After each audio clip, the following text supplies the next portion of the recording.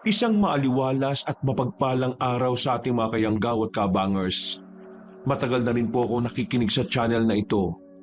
May 2 taon na rin. Kaya naman naisipan ko na rin na ibahagi ang aming karanasan ng kapatid kong bunso. 26 anyos ako noon at 10 taong gulang naman ang kapatid ko. Lumuwas kami papuntang Romblon sa pagnanais na mahanap ang ninong namin na matagal nang hindi nakikita. Pero dahil sa ginawa namin yon, isa palang lihim na komunidad ang matutuklasan namin. Isang lugar na naghihintay lang palang matuklasan ng kahit na sinong tao. Isinumpa ang mga nilalang na naroon, pero nang dahil sa ginawa namin, nagkaroon sila ng pagkakataon makatakas at makalabas sa lugar na matagal na nilang nagsilbing kulungan.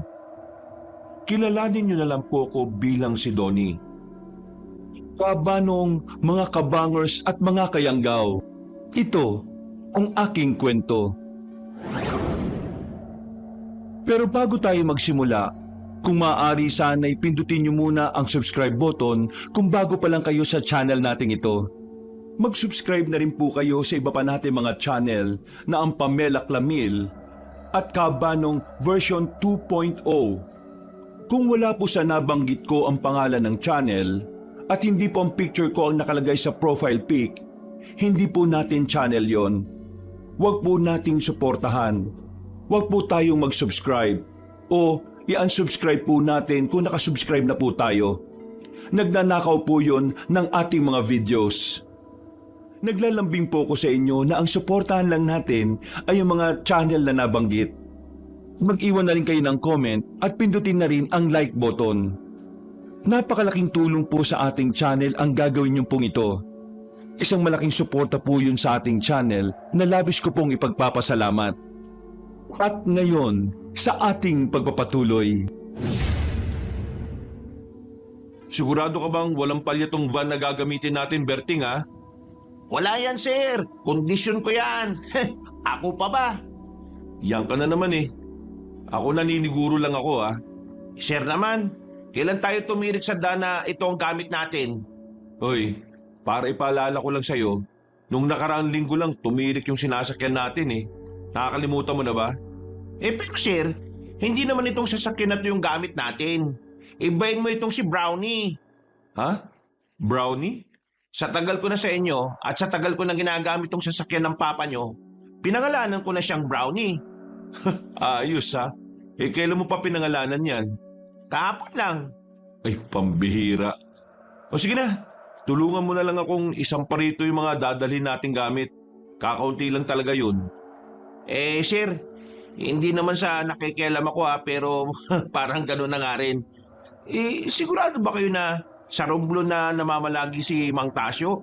Baka naman mali na naman tayo ng info niyan ha? Hindi natin malalaman kung di natin pupuntahan. Kung sakali mali, edi at least sumubok tayo. Alam mo, Berting, sa buhay natin ang palagi mga walang napapala ay yung mga taong hindi sumusubok. Yung mga sumusubok naman na walang napapala, sila yung mga taong may nakukuwang aral sa ginawa nila kahit talo.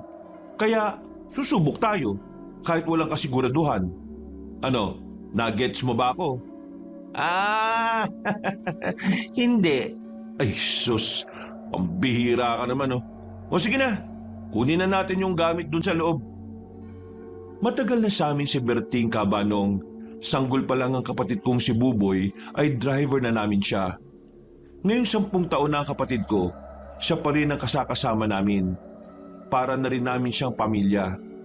Kagaya na lang din ni Mang Tasyo, o mas kilala sa tawag naming Tatay Tasyo. Si Tatay Tasyo ay parang magulang na namin. Kaibigan siya ni Papa. Siya ang nag-alaga sa amin dahil masyadong abala sa mga negosyo ang aming mga magulang. Mula pagkabata ko hanggang sa 5 taon na si Buboy ay nakasama namin siya. Pero pagkatapos noon, nagpaalam lang siyang bibili ng mantika pero hindi na siya bumalik. No! Gusto ko to isama. I want it. Bawal nga isama yan sa biyahe, sabi ng kuya mo. If you not sunod-sunod to you, kuya, you are not sama-sama sa amin. What? Ay, pambira ka naman kasi. Huwag ka na nga kasi mag-English-English. Kapag ako kausap mo mahirapan lang tayo pareho. Gusto ko nga itong isama sa pagkalis natin Paborito ko tong laruan Bawal nga ang robot sa Romblon. Kapag dinala mo tong robot mo, magiging marmol to. What is marmol? Oh, ano na naman ba tong naririnig kong sigawan ha? Itong kapatid mo dadalhin tong malaking robot niya. Sabi ko baka maging marmol to sa Romblon. Ayaw yatang maniwala Kuya, gusto ko itong isama, please. Hindi tayo maglalaro sa Romblon. Hahanapin natin si tatay o Ninong Tasyo. At isa pa, hindi ko ba nahihiya sa kanya? 10 taong ka na, naglalaro ka pa niyan. Oo nga, 10 taon ka na Ilang taon na lang, tutubuhan ka na ng ball. Oo.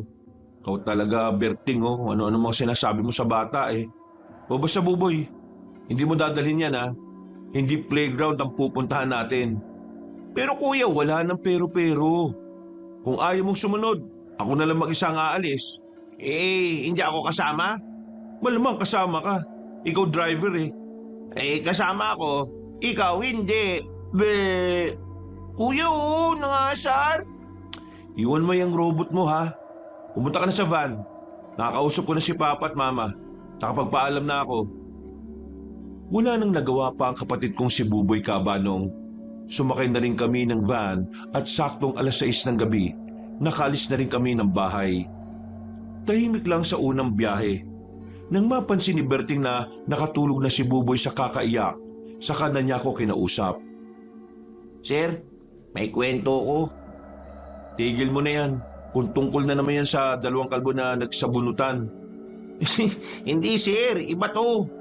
O ano ba yan? Narinig ko kasi usapan nila Aling Medina kanina at ni Daisy sa kusina. Yung tungkol daw sa di ba nga taga Romblon din sila? Oo nga. Tungkol ba saan? Nasabi kasi ni Aling Medina na maganda raw sa Romblon. O tapos? Yun na yun sir. Sus, wala ka talagang masabing matino no? Mag-focus ka na nga lang dyan sa minamaneho mo. Mamaya mabangga pa tayo. Natatawa-tawa pa siya sa pinaggagawa niya. Ako naman ay itinuon na lamang din ang atensyon sa dinaraanan namin. Makalipas ang ilang oras, nakarating na rin kami sa pier. Naisampa namin na maayos sa barko ang sasakyan namin. Sakto rin ang dating namin dahil ilang minuto na lang ay aalis na. Malayo-layo ang magiging biyahe namin. Kaya nang makarating na kami sa binayaran naming kwarto, nagpahinga na muna kami. Paggising ko, madaling araw na. Sabi ni Berting, mga gabi o madaling araw na rin kaming makakarating sa Romblon. O baka lagpas 1 araw, depende sa panahon. Nagising ko ba kayo sir? Hindi naman. Bakit? Ano bang ginagawa mo kanina habang natutulog ako? Natutulog din. Baka kasi malakas yung hilik ko Hindi naman. Sir, tanong ko lang. Medyo personal ito Pero huwag mo na lang sagutin kung ayaw mo. Pero bakit hindi pa kayo nag-aasawa sir? Sa edad nyo ngang yan pwede na kayong magkaanak Bawog ba kayo? Sira ulo. Baog agad. Hindi ba pwedeng hindi pa ako handang maging magulang at maging isang asawa? Bakit naman hindi kayo handa? Nasa inyo na nga ang lahat Pera, kagwapuan. Pagiging handa sa isip. Ayoko mag-asawa agad ng hindi handa. Kasi ang maghihirap lang naman sa desisyon ko na yun yung magiging anak ko. Mahirap magkaroon ng isang ama na hindi handa sa responsibilidad. Kagaya na lang ng tatay namin. Nabuntis niya si mama nang wala sa plano. Kaya yun, nasanay na lang ako na mas madalas niya pang kasama yung mga kapwa niya negosyante kaysa sa amin. Kasi yun naman ang ginagawa niya bago ako mabuo sa mundong ito Kung sa bagay, may tama ka sir. Ang daming nagiging magulang ng maaga ngayon dahil sa maraming dahilan. Una, kapusukan. Pangalawa, dinidiktahan sila ng lipunan na mag-anak na dahil pakaramdam ng mga tao kapag wala pang anak ang isang lalaki at babae na pag-iiwanan na sila ng panahon. Pero ang realidad, hindi naman karera ang pagbuo ng pamilya o ang pag-aasawa at pag-aanak eh. Ang pagkakaroon ng pamilya ay dapat na kusang nabubuo dahil sa pagmamahal at pagiging handa sa mga bagay-bagay. Kapag nagpamilya ka kasi, tinatanggap mo na kaagad ang responsibilidad at obligasyon. At yung dalawang yan ay hindi mo dapat madiliing mapunta sa'yo. Kasi yung dalawang yan ang pinakamabigat na dadalhin mo bilang isang asawa at magulang. At saka, bakit ba nila minamadaling mag-anak ang isang tao? Sila bang magpapakain sa bata kapag sinilang na? Hindi naman, di ba? Eh, pasensya na sir ah. Nagtatanong lang naman ako eh. Sinasagot ko lang rin naman yung tanong mo kaya sana malinawan ka. Ikaw, bakit hindi ka pa nag-aasawa? Halata ba sir? Walang napatol eh. Buwang ka kasi. Natawa na lang kaming dalawa. Matapos ang usapan namin, bumalik na lang kami sa pagtulog. Mabilis na kinain ng oras ang mga sandali. Hindi na namin namalayan na nakarating na kami sa Romblon. Sobrang haba ng binyahe namin. Todo pagod ang naramdaman namin kahit na magdamag lang naman kaming nakahiga at nakaupo. Nang makababa na kami ng barko, naganap na muna kami ng makakain. Sa hindi ko maalamang dahilan, nakaramdam ako ng pagkailang sa kung paano kami tingnan ng mga tao sa kainan. Hayaan mo lang sila. Ganyan talaga ang mga tao rito eh. Namamangha kapag nakakakita ng gwapo. Tingnan nyo sir, hindi tumitingin sa akin, sa'yo lang. Sira ulo. Bantayan mo si Buboy, baka mamaya may gawing hindi maganda sa atin yan. Masarap ang pagkain doon, Kabanong. Hindi ako nagkamali nang nabasa sa internet na magagaling talagang magluto ang mga taga-Romblon. Pagkatapos namin kumain, nagpahinga lang kami sandali sa tapat ng van. Tamang yosi habang nagpapatunaw ng kinain. Habang si Buboy naman, abalang-abala lang sa paglalaro ng cellphone. Berting, naniniwala ka ba sa aswang? Munti ka na niyang maibuga sa akin ang iniinom niyang soft drinks sa tanong kong yon. Siguro dahil nagulat siya kung bakit bigla-bigla na lang ako nagtanong ng ganun sa kanya. Samantalang kahit kailan, hindi naman namin napag-usapan yon sa mga lakad namin. Ano ba yan? Pambira ka naman sir. Bigla-bigla ka na lang nagbubukas ng mga weirdong usapan. Bakit mo pa na itanong yan sir? Nag-research kasi ako tungkol sa probinsyang ito. Ang dami kong mga nalaman. Mga masasarap na pagkain, mabubuting tao, mga magagandang tanawin. Pero meron akong nahalungkat na article eh. Hindi ko alam kung verified. Pero napukaw nun yung atensyon ko. Ang sabi doon, dito raw sa Romblon, dati raw may mga aswang dito. Wala naman daw sinasaktan ng mga aswang na yon. Pero ang haka-haka, nung unang panahon kumakain sila ng tao. Hindi ko alam kung totoo ang sinasabi sa article na yon ha. Kaya nga tinatanong kita kung naniniwala ka sa aswang eh. Ako kasi, 50-50. Maniniwala ka sir kung sasabihin kong naniniwala ako. Oo, maniniwala akong naniniwala ka. Ikaw yung tipong mahilig sa mga hindi mapaliwanag na bagay eh. Pero alam mo, kung sakali mang totoo na merong aswang dito, hindi naman tayo masasaktan nun eh. Takot naman daw sila sa mga tao. Pero malay nyo, yung mga aswang ngayon high-tech na rin. Gumagamit na rin yata sila ng cellphone eh. Para kapag meron silang bibiktimahin, text-text na lang o kaya tawagan na lang. Ang malas lang kasi baka wala silang load o signal eh. Madalas kasi sa mga liblib na lugar sila. Napakasira ulo mo talaga kahit na kailan no. Ngayon ako, tara na nga. Bumalik na kami sa loob ng van.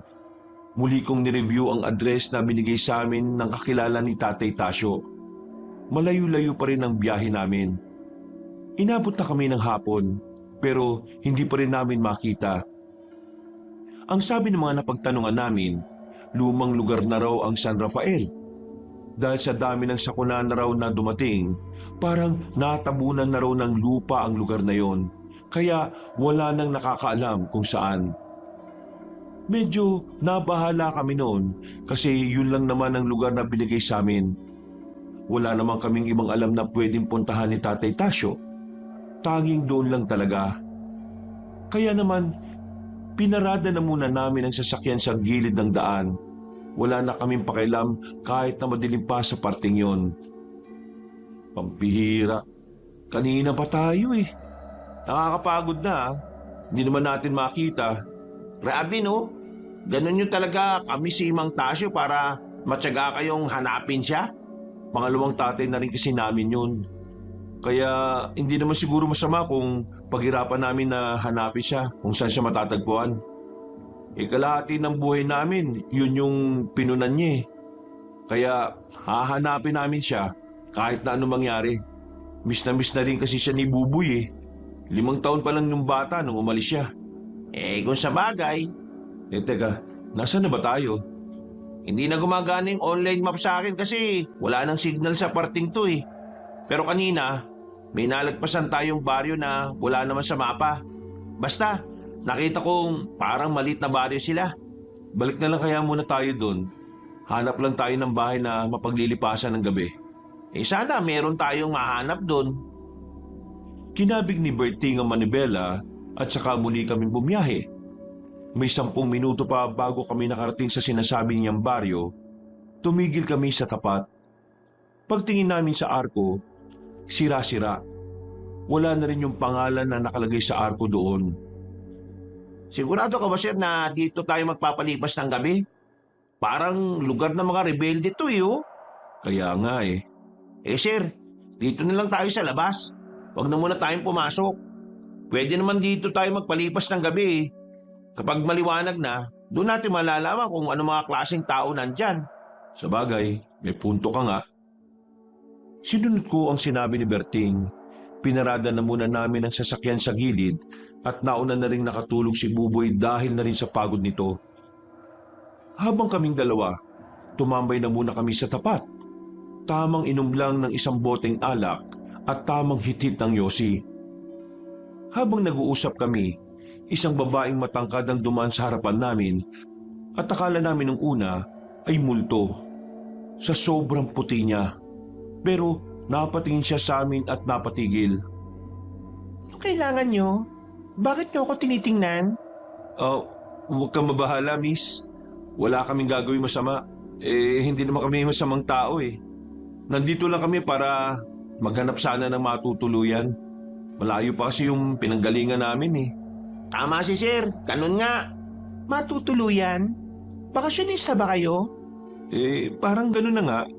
Meron kasi kaming hinahanap. May kilala ka bang Tasyo? Mang Tasyo kung tawagin ng iba? Tasyo? Wala akong kilalang ganun eh. Bago lang din kasi ako dito. Nagbabakasyon lang.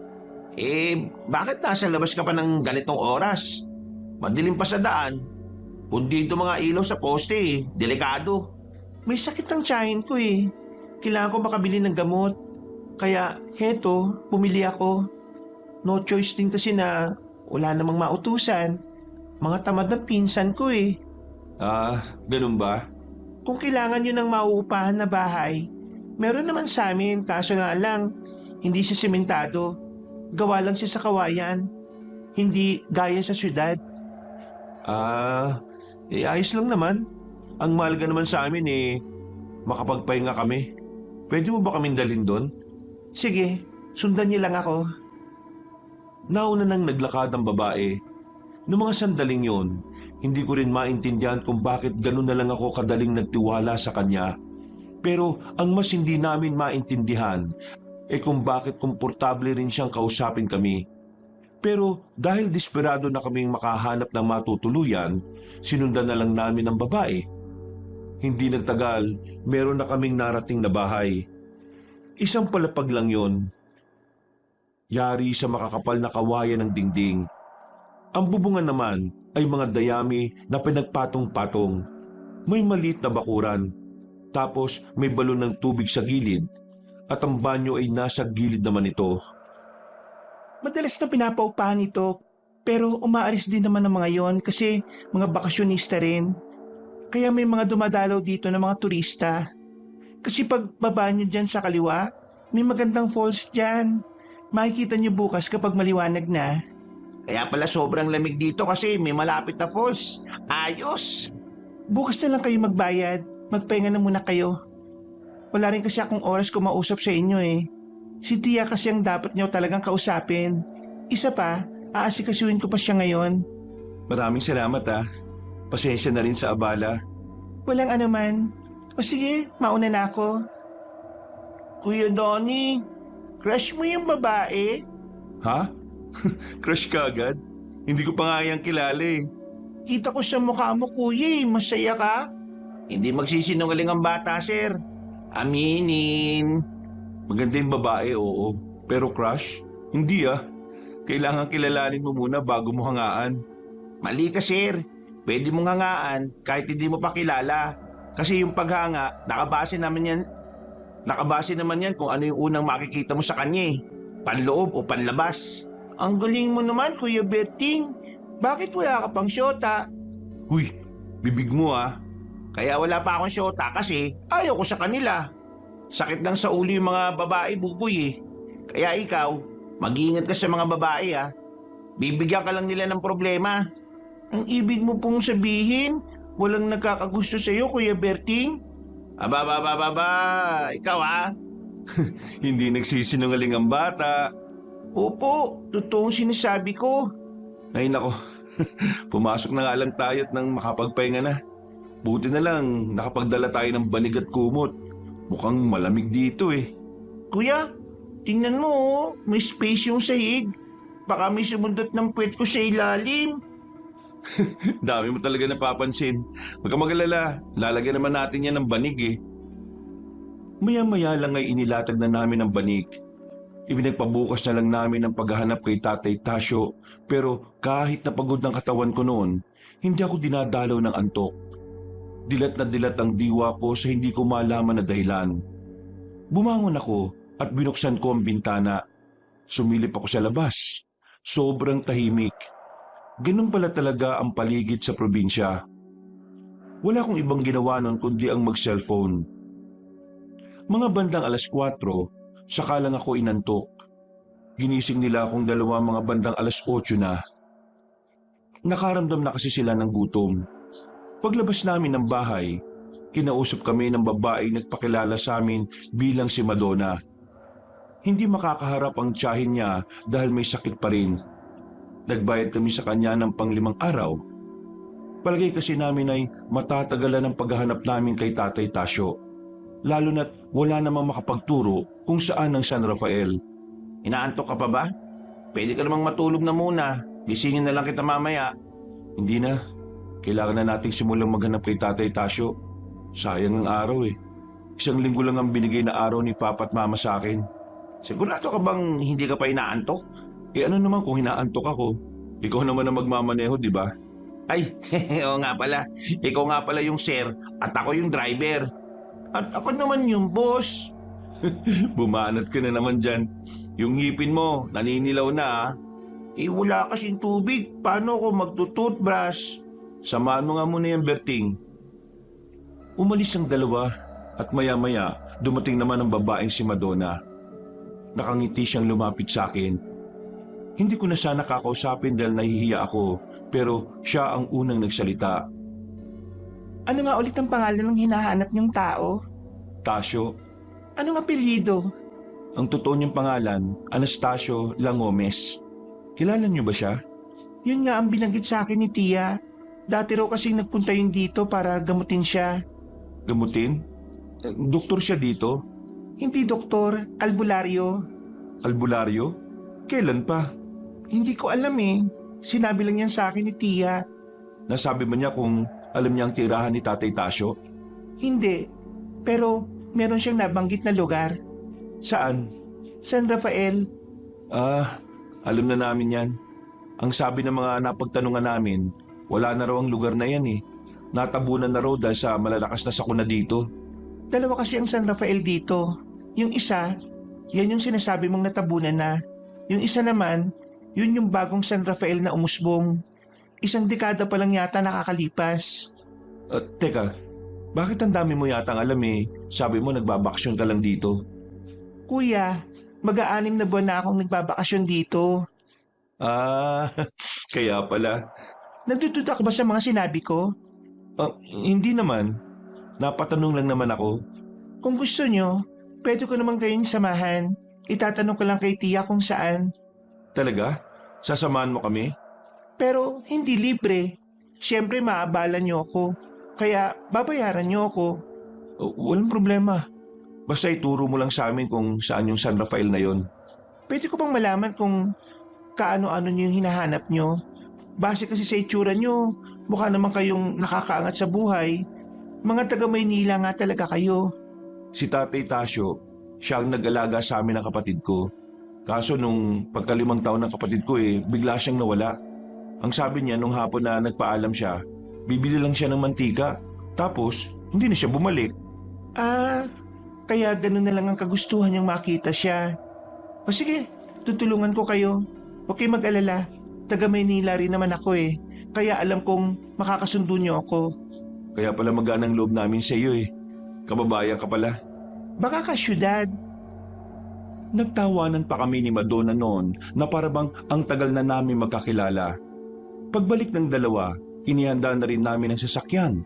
Iniwan na muna ang ibang gamit sa bahay, pero dinala namin ang mga importante.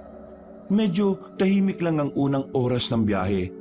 Nagkakaroon siguro ng pag-aalinlangan si Berting at Buboy na dumaldal dahil meron kaming ibang kasama. Maya-maya pa, binasag na rin ng babae ang katahimikan. Naintindihan ko nararamdaman nyo. Minsan na rin kasi ako naghanap ng isang ama. Ang pagkakaiba lang siguro natin, yung akin, totoong ama ko talaga. Kaso ang problema, nung nahanap ko siya, may iba na pala siyang pamilya. Medyo nakakalungkot pala yung nangyari sa'yo. Ganun talaga. Pero hinayaan ko na lang. Ang mahalaga naman sa akin ngayon, may tiyahin ako na umiintindi sa akin. Kahit na minsan lang kami makasama. Bala ko na nga tumira dito Bakit naman hindi? Parang mas payapa rito. Uy, si kuya, kinakausap si ate. Huy, manahimik kang ang bata ka. Ipakain kita sa aswang Nang sabihin ko yon, nakita ko ang kakaibang ekspresyon sa mukha ni Madonna. Napatingin siya sa labas nang mapansin niyang nakatingin ako sa kanya. Hindi na ako nagdalawang isip na tanungin siya. Nag-alala rin kasi ako na baka hindi niya gustong makarinig ng salitang aswang. Madonna, pasensya na Pero may mali ba sa sinabi ko? Takot ka ba sa aswang? Wala ka namang maling sinabi. Meron lang talaga akong naalala. Naalala? Anong... Uy! Biglang malakas na pumreno si Berting. Uy, Berting! Ano ba? Bakit ba napreno ka ng napakalakas? Makati lang yung puwet ko Ayan, andar na ulit. Papansin si Kuya Berting Ano na nga ba yung sinasabi mo, Madonna?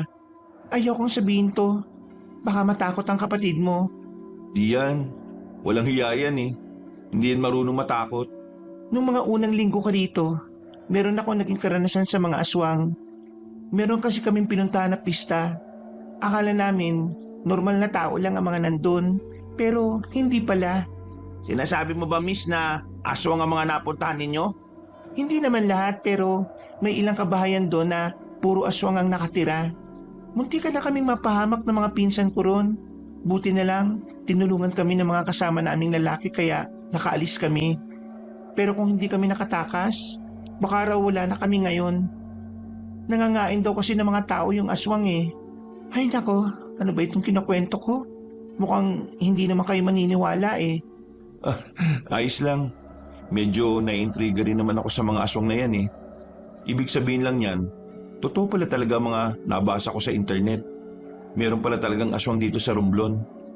Meron, pero ang sabi kasi sa akin ng tiyahin ko, palipat-lipat daw ang mga yan Kaya hindi mo rin talaga malalaman kung ang kinalalagyan mo ay lugar na ng mga aswang. Sir, alam mo yung sinabi kong kwentuhan nila Aling Medina at ni Daisy? Ang totoo, aswang ang usapan nila. Nakaraang taon lang daw merong natagpo ang grupo ng aswang. Pero hindi naman daw nananakit. Pero siyempre, nakakabahala pa rin, di ba? Magsasalita pa sana ako nang bigla na lang umiyak si Buboy. Nung una, akala namin naipit siya sa upuan. Yung pala, takot na siya sa pinag-uusapan namin. Dahil doon, itinigil na namin ang ganong klase ng usapan. Makalipas ang ilang sandali, tinuro na rin ni Madonna ang sinasabi niyang San Rafael. Isa itong baryo na hindi hamak na mas maayos kumpara sa unang mga napuntahan namin. Sa bungad pa lang ay malinis na. Maayos ang nakalagay na pangalan sa itaas, San Rafael. Pagsilip namin sa loob, may mga tao na abalang-abala sa ginagawa. Pero ang baryo na yon ay nasa liblib na, kaya hindi gaanong nadadaanan ng mga sasakyan. Ang sabi ni Lola, diyan lumipat yung mga taong naapektuhan ng sakuna sa unang San Rafael. Hindi ko alam kung nandyan yung hinahanap nyo. Pero ayan yung baryong hinahanap nyo. Medyo weirdo nga lang dyan. Kasi sabi ni tita, huling punta niya dyan, munti ka na siyang hindi makauwi. Ayaw siyang paalisin ng mga nandyan. Hindi ko alam kung bakit. Buti na lang nakumbisi niya rin sa bandang huli. At ito pang nakapagtataka. May usap-usapan na yung mga tao dyan, hindi umaalis ng baryo nila. Kaya magtataka ka talaga Paano sila nabubuhay dyan? Bakit ngayon mo lang sinasabi sa amin? Oo nga, ang haba ng biyahe natin. Hindi mo sinabi kanina. Ayaw niya namang mag-usap ng misteryosong usapan, di ba? Ano sir, tutuloy pa ba tayo? Wala naman tayong kasiguraduhan kung haka-haka o totoo lang yung mga sinabi ni Madonna. Siya na rin ang nagsabi, usap-usapan lang. Yung sinabi ko tungkol sa karanasan nila Tia, totoo yun. Baka naman may mga nangyari sa loob na hindi mo alam kaya ayaw silang pauwiin. Wala naman akong problema kung ayaw niyong maniwala Ako naman nagsasabi lang sa inyo. Hindi na ako sasama sa inyo sa loob Pwede bang ihatid niyo na lang ako sa kalsada para makasakay ako ng tricycle? Bago kami pumasok sa San Rafael, hinatid na muna namin si Madonna para makauwi. Binigyan namin siya ng pera, kasama na rin ang bayad sa pagsama niya sa amin.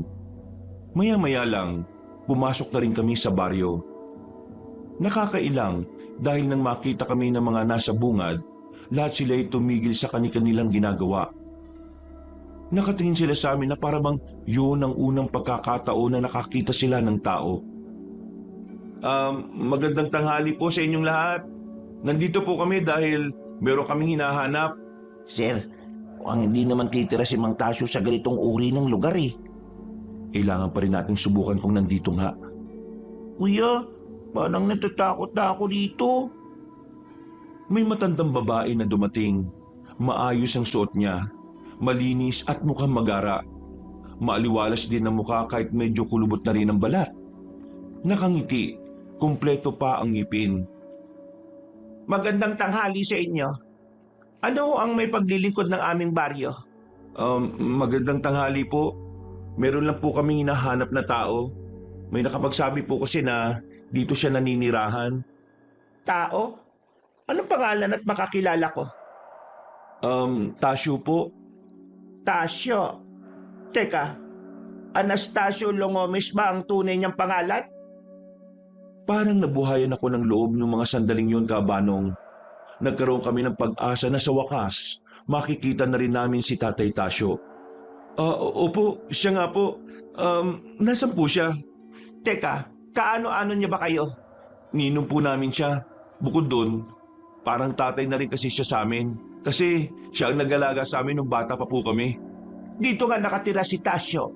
Ang kaso, umalis siya ngayon. Nanggagamot kasi ang taong yon. Alam niyo ba na isa siyang mahusay na albularyo? So, totoo talaga na albularyo siya? Abay, oo naman. Napakahusay ng taong yon. Sa katunayan, marami na siyang natulungan. Sir, mukhang manggagamot talaga si Mang Tasyo dito sa Romblon Siya nga pala. Ako nga pala si Loresca. Ako ang asawa ng kapitan dito, si Demetrio. Kami ang namamahala rito sa baryo namin. Kung gusto nyo, dadalhin ko kayo sa bahay ni Tasyo. Ang kaso nga lang, wala naman siyang kagamit-gamit. Kapag naalis kasi siya, yung kakaunting gamit na kaya niyang dalhin, dinadala niya. Hindi naman kasi talaga siya taga rito. Nakiusap lang siya sa akin na pansamantalang dito muna siya. Kasi meron siyang ginagamot na malapit lang dito. Kailan naman po kaya siya babalik? Hindi ko rin alam. Depende kasi yan. Kapag marami siyang ginagamot, napapatagal. Kung alam ko lang kung saan siya nang gagamot, abay ituturo ko na lang sa inyo. O tara, Sumunod kayo sa akin. Dadalhin ko kayo sa bahay niya para habang hinihintay niyo siya may matutuluyan kayo. Nagkatinginan kaming dalawa ni Berting. Napatangon na lang kami. Sinundan namin ang matanda. Habang ang mga nadadaanan naman namin ay ngumingiti lang. Pero halata namang napipilitan lang sila. Hindi na lang namin sila pinapansin. Ang mahalaga naman sa akin noon, mabait sa amin yung matandang babae. Ilang minuto lang, nakarating na rin kami sa sinasabing bahay ni Tatay Tasyo. Bakuran pa lang, mahahalatang bahay yun ng albularyo. Ang dami kasing mga nakasabit na burloloy. Pero sa loob, walang kagamit-gamit kundi unan at banig lang. Paano? Maiwan ko na muna kayo. Baka mamaya dumating ang asawa ko para kausapin kayo. Huwag kayong mahiya. Ganito talaga kami sa mga bisita. Muling ngumiti sa amin ang matandang babae. Kami naman ay napangiti na lang din at kumuway pa habang naglalakad siya papalayo. Si Buboy, pansin kong hindi siya nagsasalita. Tahimik lang siya. Parang may malalim na iniisip. Buboy, ayos ka lang? Nagugutom ka na ba? Kuya, sigurado ba na nandito si Tatay Tasyo? Yun ang sabi ng matandang babae. Kailangan nating subukan. Malay mo, nandito nga. Ang pangit kasi ng lugar na to, kuya. Uy, bibig mo. Kapag narinig ka ng mga taga rito, baka magalit yung sayo. Paano pangit? Mas malinis at maliwalas nga rito kumpara sa baryo nila Madone. Gutom lang yan, Berting. Ilabas mo na lang ngayong dala-dala natin pagkain. Pakainin mo tong isang to. Yes, sir. Para malis yung pagkatulig ng batang yan. Hindi naman po ako nagugutom Sigurado ka? Walang iiyak-iyak mamaya ah. Seryoso lang na tumango ang kapatid ko. Hindi ko rin alam kung bakit biglang ganun na lang ang kanyang pinapakitang ugali. Hindi naman siya ganun kaseryosong tao. Pero kakaiba si Buboy noon. Para siyang matanda na may iniisip na kakaibang bagay. Dumating ang alas 5 ng hapon, naisipan kong bumalik sa baryo nila Madonna para kunin ang iba naming mga gamit. Naisip ko rin kasi na doon na lumipat sa lugar kung saan naroon si Tatay Tasyo. Umayag naman si Berting at Buboy. Hindi ko na sila pinasama dahil baka biglang umuwi si Tatay Tasyo at walang maabutan. Bumalik agad kayo, sir, ha? Magkagabi na Ikaw na lang munang bahala sa batang yan ha. Kapag may problema, tawagan mo kagad ako. Walang problema, akong bahala rito. Hoy, Buboy, umayos ka ha. Huwag kang pasaway. Huwag ka rin pasaway. Loko to ha. O sige na, aalis na ako. Kinuha ko na ang susi kay Berting. Nagmamadali akong maglakad nang makasalubong ko ang isang matandang lalaki. Malapad din ang ngiti niya. Nilipitan niya ako kagad nang makitang mabilis ang lakad ko. Iyo, sandali lang. Magandang gabi ho. Sino kayo? Nako, ako yung asawa ni Loresca. Ako kapitan dito. Kayo po pala yun. Pasensya na ho hindi ko alam Wala namang problema. Pero bakit ka nagmamadali? Aalis ka ba? Oho, kailangan kong balikan yung mga gamit namin doon sa isang baryo na una naming napuntahan. Bala ko kasing dito na mag-stay habang hinihintay si Tatay Tasyo. Magbabayad na lang po kami. Hindi na kailangan magbayad. Hindi na naman ibang tao sa amin si Tasyo. Basta magkita lang kayo ulit. Masaya na kami ni Loresca. Bait niyo naman po palang kapitan, ano? Hindi naman. Natutuwa lang talaga ako na merong mga kagaya niyong kabataan na hindi nakakalimot sa matatanda. Paano? Mag-iingat ka sa pagmamaneho, ha? Sige po. Maraming salamat po, Mang Demetrio. Tinapik niya pa ako sa balikat. Binilisan ko na lang ang lakad ko, Kabanong. Bago ako makapasok ng van, nakita ko pang nakatingin sa akin ang ilang lalaki sa bungad ng baryo. Tumango ko sa kanila, pero nanatiling seryoso ang kanilang mukha. Mabilis ang pagpapatakbo ko ng sasakyan, kaya kalahating oras lang, narating ko na rin ang baryo nila Madonna. Sakto naman na nasa bakuran siya ng bahay namin, nagwawalis. Oh, bakit nagwawalis ka dyan? Gabi na. Ikaw, bakit mag-isa ka lang bumalik? Iniwan ko na muna si Berting at si Buboy doon. Kukunin ko lang naman yung iniwan naming gamit dito. Doon na muna kasi kami mag-stay habang hinihintay si Tatay Tasyo.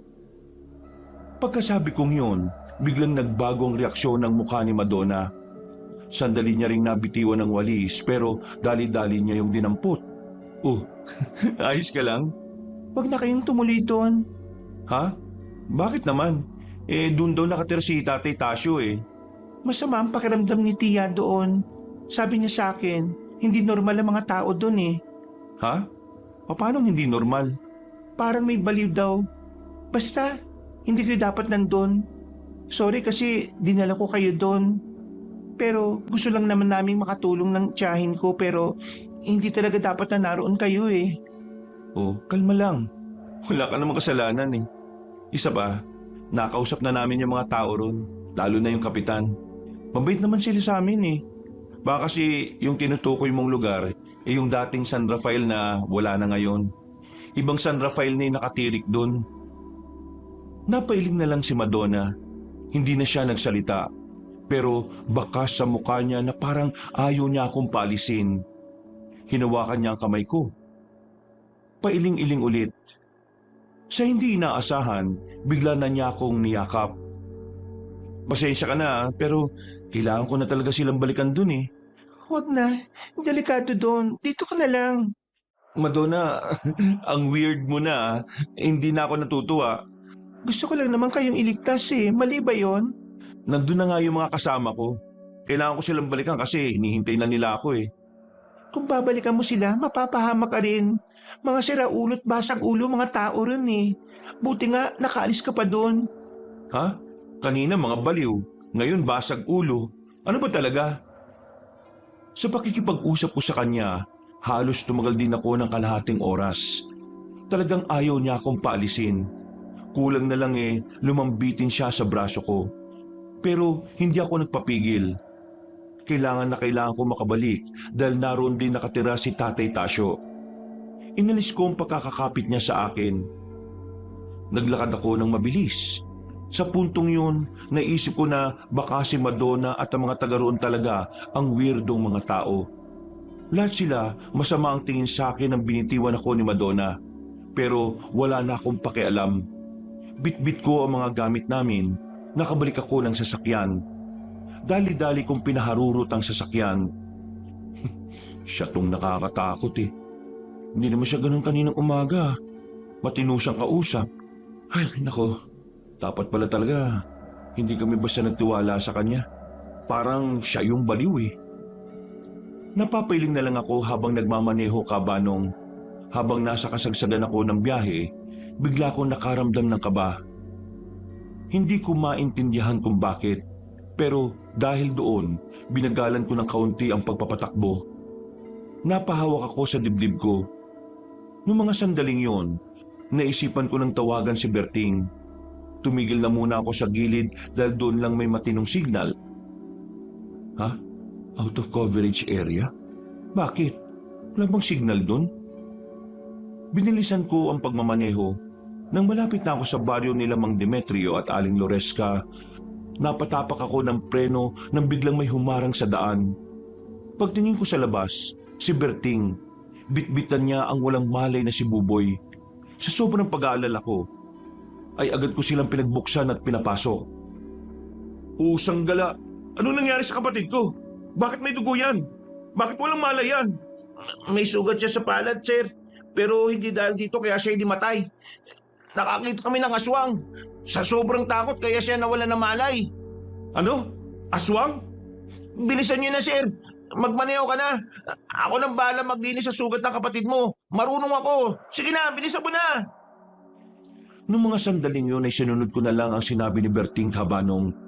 Pinaharurot ko ang sasakyan pabalik. Hindi na kami tumuloy sa baryo. Nang medyo nakalayo-layo na kami, ay hininto ko na muna ang sasakyan sa may bandang gilid. Ikwento mo nga sa akin, ano bang nangyari? Ano yung aswang? Lahat ng tao sa baryo ng San Rafael, aswang. Kitang-kita ng dalawang mata ko, sir. Namin ni Buboy. Kung paano sila nagpalit ng anyo. Teka. Paano naman mangyayari yun? Hindi naman sila aswang ah. Di ba nakaalis pa nga ako eh. Kung aswang sila, dapat on the spot kinain na tayo. Hindi ko rin nga alam eh. Nung matapos na mapatakan ni Buboy yung balon, bigla na lang kaming nakarinig ng malakas na angin. Natakot na ako noon kaya binitbit ko na siya. Nagawa namin makapagtago. Tapos, nung sumilip kami nakita na lang namin si Aling Loresca. Iba na yung itsura. Pati na rin yung iba nilang kasamahan. Basta pre, aswang sila. Hindi na dapat tayo bumalik doon.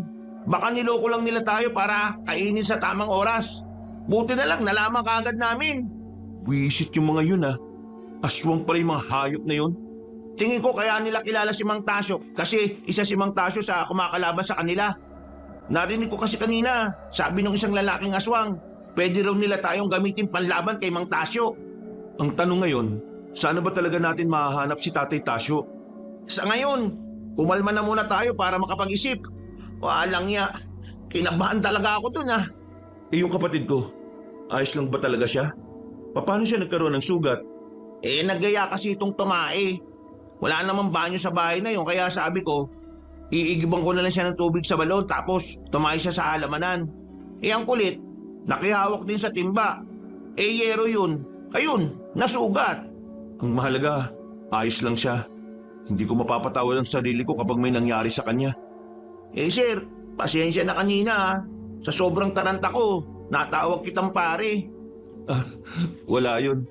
Halos magkasing edad lang naman tayo . Kung bumalik na lang kaya tayo kina Madonna, tama sila ng sinabi. Hindi na tayo babalik doon. Ha? Bakit? Hindi ba kayo nagkasundo? Kanina, ang weirdo niya. Para siyang poses ng kung ano. Pinipigilan niya ako makabalik kagad sa inyo . Hinala ko nga, aswang din sila . Tapos, kaya niya ako pinipigilan para dalawa lang kayo ni Buboy doon. Bakit? Nakita mo ba siyang naging aswang? Baka ayaw niya lang talagang mapahama ka. Masama nga ang kutob ko . Tingin pa lang sa akin ng mga tao ron, kakaiba na . Hindi naman sila ganun nung unang dating natin . Di kung ganun, hindi rin pala talaga tayo babalik sa kanila. Ang tanong, tayo ngayon. Bahala na. Full tank naman tayo . Kung saan tayo dalhin basta ligtas. Ako na magmamaneo, sir, para makapagpahinga ka. Nagpalitan na kami ni Berting. Naging tahimik na ang mga sumunod na minuto. Nagising na rin si Buboy noong mga sandaling yun. Ramdam na ramdam ko pa rin ang takot base sa kanyang paghawak sa kamay ko. Nanginginig siya. Niyakap ko na lang siya para kahit na papaano, mabawasan ang pangamba na kanyang nararamdaman. Hindi pa kami nakakalayo sa pinanggalingan namin. Biglang may pumutok ng gulong namin. Agad naman kaming bumaba. Karga ko sa likod ko ang kapatid ko nang tingnan namin kung ano ang nangyari. Pagtingin namin sa kalsada, may mga nakakalat na kahoy na mayroong mga nakauslim pako. Parang sinadya. Meron naman kaming pamalit na gulong. Pero sa mga sandaling yon, nakaramdam na ako ng kakaiba. Parang may mga nagmamasid sa amin. Kaya sa halip na magpalit ng gulong ay sinenyasan ko na si Berting. Agad naman namin kinuha ang tubo sa loob. Sir, paano tong van? Sara mo na lang. Mababalikan pa naman natin yan . Anong nangyayari, kuya? Natatakot na po ko. Huwag kang mag-alala. Walang mangyayari sa'yo. Tatakasan natin sila. Wala pang lumilitaw sa paligid pero sinimulan na rin namin ang paglalakad. Pabilis ng pabilis ang lakad namin. Hanggang sa hindi nagtagal, tumatakbo na rin kami. Nakita kasi naming meron ng nakasunod sa amin na grupo ng kalalakihan. Sir, hindi nila. Mga aswang na yata mga yan. Kapag gumapang, aswang na yan. Walang iya. Gumagapa nga. Di, aswang na mga yan. Bilis! Mas binilisan pa namin ang takbo. Pagliko namin sa isang kanto, meron ding mga aswang doon na papasalubong. Kaya kumaliwa na kami papasok ng gubat. Alam naming mas delikado sa masukal na lugar, pero yun na lang ang natitirang daan para makatakbo kami palayo sa kanila. Pre, nasa likod na naman sila. Sorry, sir pala. Ikaw nang bahala kapag nakalapit na sila. Ikaw may tubo . Nang makalabas kami sa masukal na parte ng gubat, dito na kami kinalibutan ng malala. Pumalibot na kasi sila sa amin. Wala na kaming madaanan. Iyak na rin ang iyak ang kapatid ko noon, kaya mas lalo akong kinabahan. Nagdarasal ako noon na sana merong himala na mangyari sa mga oras na yun. Sige, lumapit kayo mga inayuba kayo. Papaluin ko mga mukha nyo. Kuya, nakakatakot mga mukha nila. Sobrang nakakatakot. Huwag mo kasing tingnan, pangbihira ka naman eh. Umangil ng napakalakas sa mga aswang. Marana silang lumapit sa amin. Nang ilang metro na lang ang pagitan nila, isang lalaki ang bigla na lang dumating. Ang ganda ng pasok niya. Nanggaling siya sa itaas ng puno. Pagbagsak niya, napatingin sa kanya mga aswang. Maging kami napatigil din. Long hair ang lalaki. Hinawi niya ang buhok niya sabay tingin sa amin.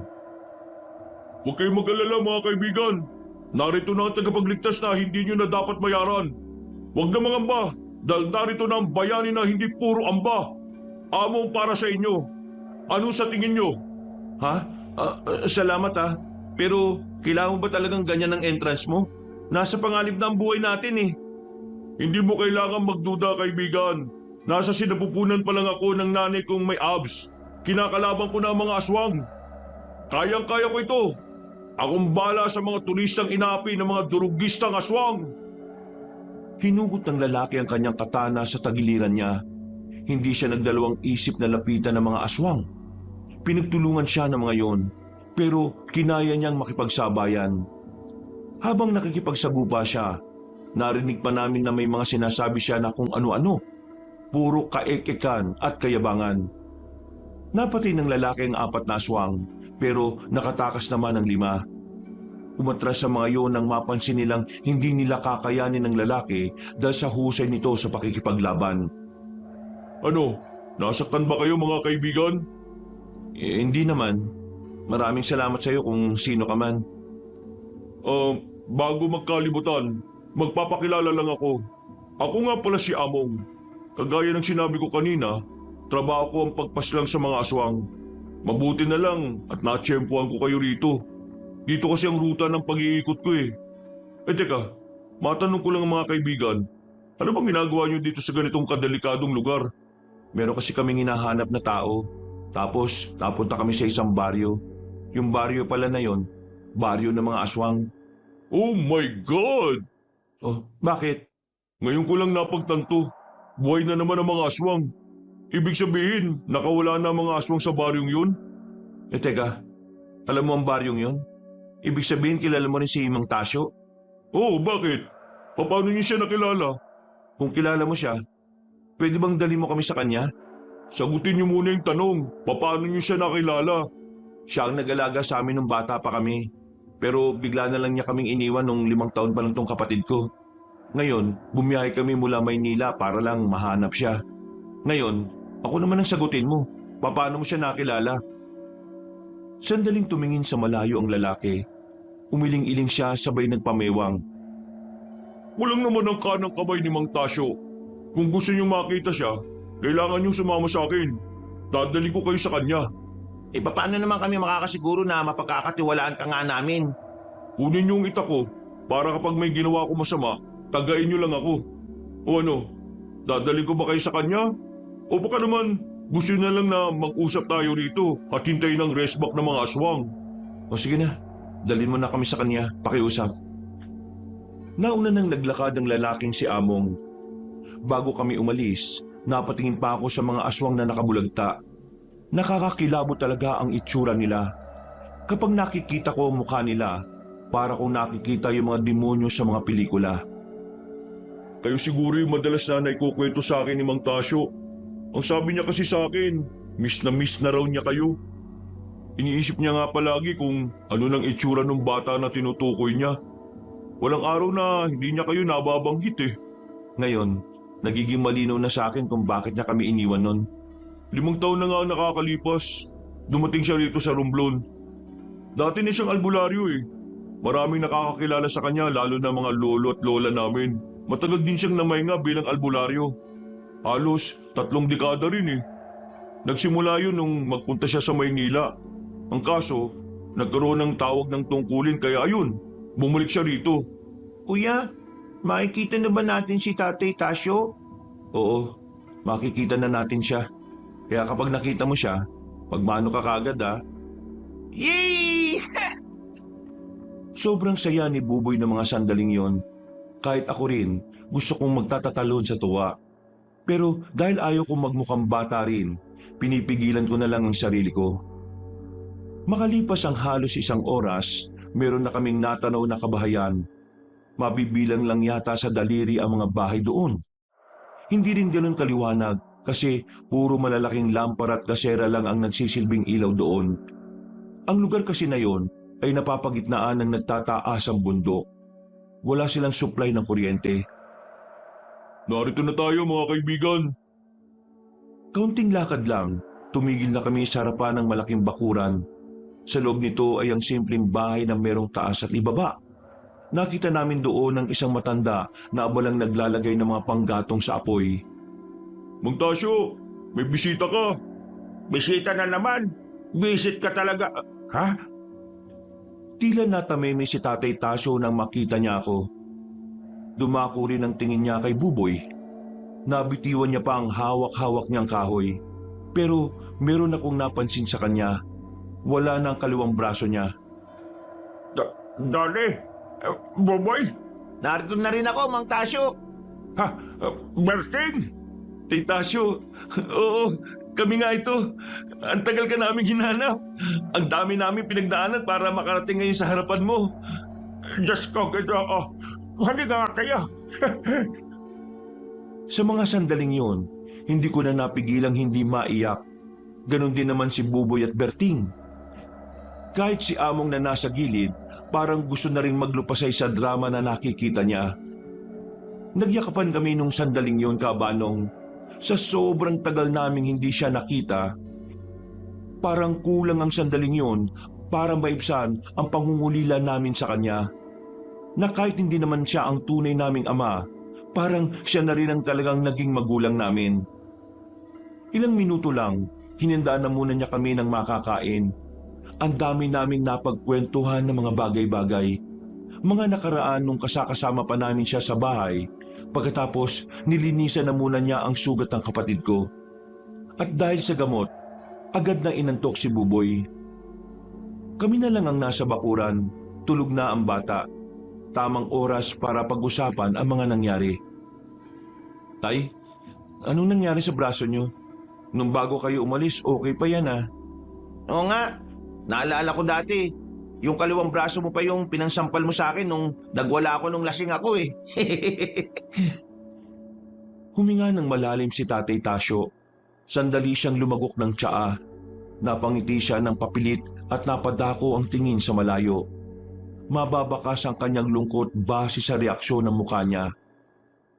Naputulan ako ng isang braso ng dahil sa mga aswang. 5 taon na nakalilipas. Napalaban kami sa mga nilalang na yon. Sa sobrang lala ng laban, nadali ang braso ko ng pinakamabangis nilang aswang. Kaya napilitan akong ipaputol na lang ito dahil kakalat ang lason sa katawan ko. Malalakas ang mga aswang nun. Sa sobrang lakas nila, hindi namin sila nagawang talunin. Pero nakaisip ako ng paraan para hindi na sila makapambiktima pa ng kahit na sinong tao. Nagtulong-tulong ang matatandang albularyo at mga veteranong mangriritual. Habang nasa kalagitnaan sila ng kanilang pagpapahinga, naglagay kami ng mga pangontra sa palibot ng kanilang baryo. Ang pangontrang yon ay parang sumpa dahil hindi na sila makakalabas sa baryong yon sapagkat ang mga pangontrang nakapalibot sa baryo nila ay malakas. Kaya kapag tinangka nilang makaalis, makakaramdam sila ng matinding sakit ng ulo hanggang sa ikabaliw nila. Habang gumagana ang pangontra, hindi sila magiging aswang. Magiging natural na tao lang sila sa loob ng lugar na yon. Astig naman pala ng pangontrang yan. Ang pangontrang yon ay galing pa sa mga sinaunang albularyo. 1 beses lang yon pwedeng gamitin. Tay, San Rafael ba yung sinasabi niyong lugar? Bakit? Nanggaling ba kayo ron? Doon kami napadpad eh. At dahil sa amin, kaya nabuhay ulit ang mga aswang. Huwag kayong panghinaan ng loob. Noon pa man pinaghandaan na namin ang ganitong sitwasyon. Ang mahalaga naman sa akin, ligtas kayong 3 na nakarating sa akin. Wala na akong pakialam kung nabuhay man sila o hindi. Pero yung pinaghirapan niyo, sinira lang namin. Kaya patawarin niyo kami kung dahil sa amin pwedeng mapahamak ang mga tao. Wala na tayong magagawa kasi nangyari na eh. Mas pipiliin pa rin namin ang buhay ninyo kaysa sa kung anuman. Kaya huwag ka na malungkot, kaibigan. Kaya naman namin gawa ng paraan yun eh. Tama si Among. Kaya huwag ka ma-down, anak. Pero nagtataka lang ako, paano sila nabuhay? May nagawa ba kami para mabuhay sila? Ang dugo ng tao. At mas napadali ang pagkabuhay ng pagiging aswang nila dahil sa bata pa nang galing ang dugo na kanilang naamoy. Kaya walang kahit na sinong taong nagtatangkang pumasok sa lugar na yun eh. Kasi sa oras na makagawa ng paraan ng mga naroon para makaamoy ng dugo ng tao, agad-agad silang magiging aswang. Yun ang dahilan kung bakit hindi namin sila pwedeng patayin sa loob ng mismong lugar nila. Dahil bukod doon, delikado rin. Marami silang hinandang mga patibong eh. Ibig sabihin, nakahanda silang patayin kami sa bungad pa lang. Kaya hinayaan na lang namin silang mabuhay doon. Pero hindi niyo ba sinubukang sunugin yung lugar nila para sama-sama na rin silang mamatay? Sinubukan na rin namin yan. Ilang beses na. Pero alam nila ang gagawin nila sa ganong sitwasyon eh. Kaya kahit mambato kami ng apoy, agad naman nilang napapatay. Isa pa sa nagpapahirap sa amin, malawak ang baryo nila. Maraming pwedeng pagtaguan. Lalo na yung mga nagtataasang puno. Meron din mga hinukay na lungga. Kakaiba din pala yung mga aswang na yan, Taytasyo. Buti na lang talaga. Naligtas kami nitong si Among eh. Kung hindi, baka wala na kami ngayon. Ako pa ba? Among yata ito. Yan ka na naman eh. Nagyayabang ka na naman. Pero Tay, bakit hindi mo man lang sinabi sa akin ang dahilan kung bakit kailangan mong umalis? O kahit kina mama at papa? Nung sandaling yon, wala na akong oras magpaliwanag. Kailangan na ako ng mga tao rito.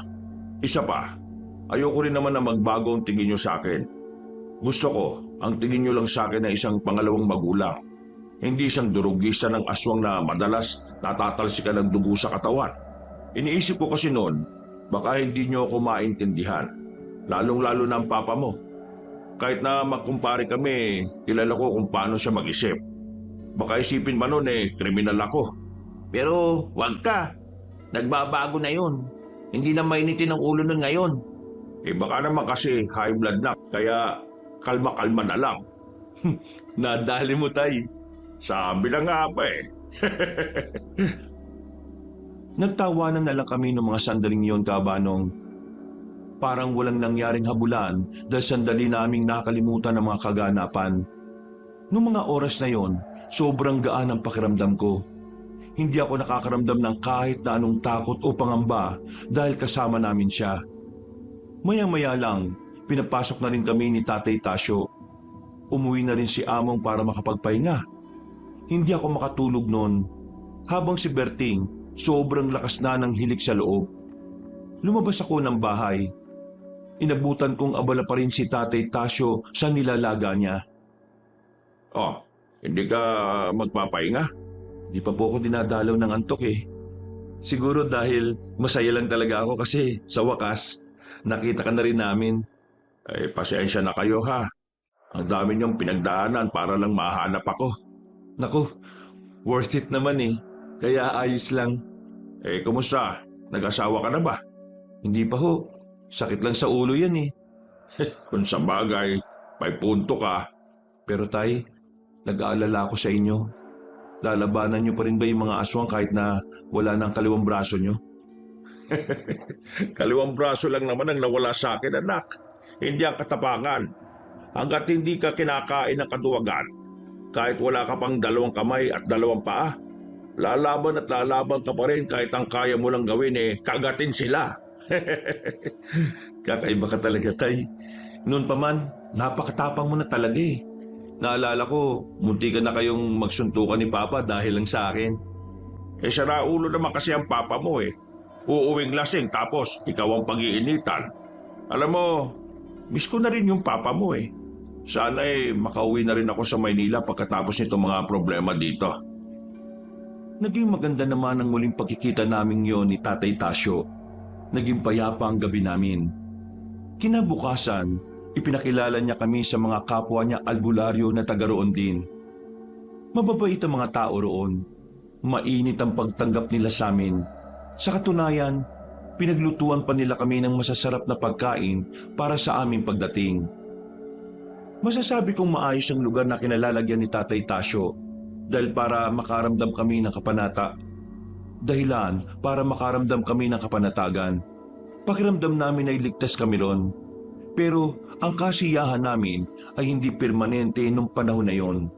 Dahil habang nasa Romblon kami, kailanman ay hindi matatahimik ang mga aswang.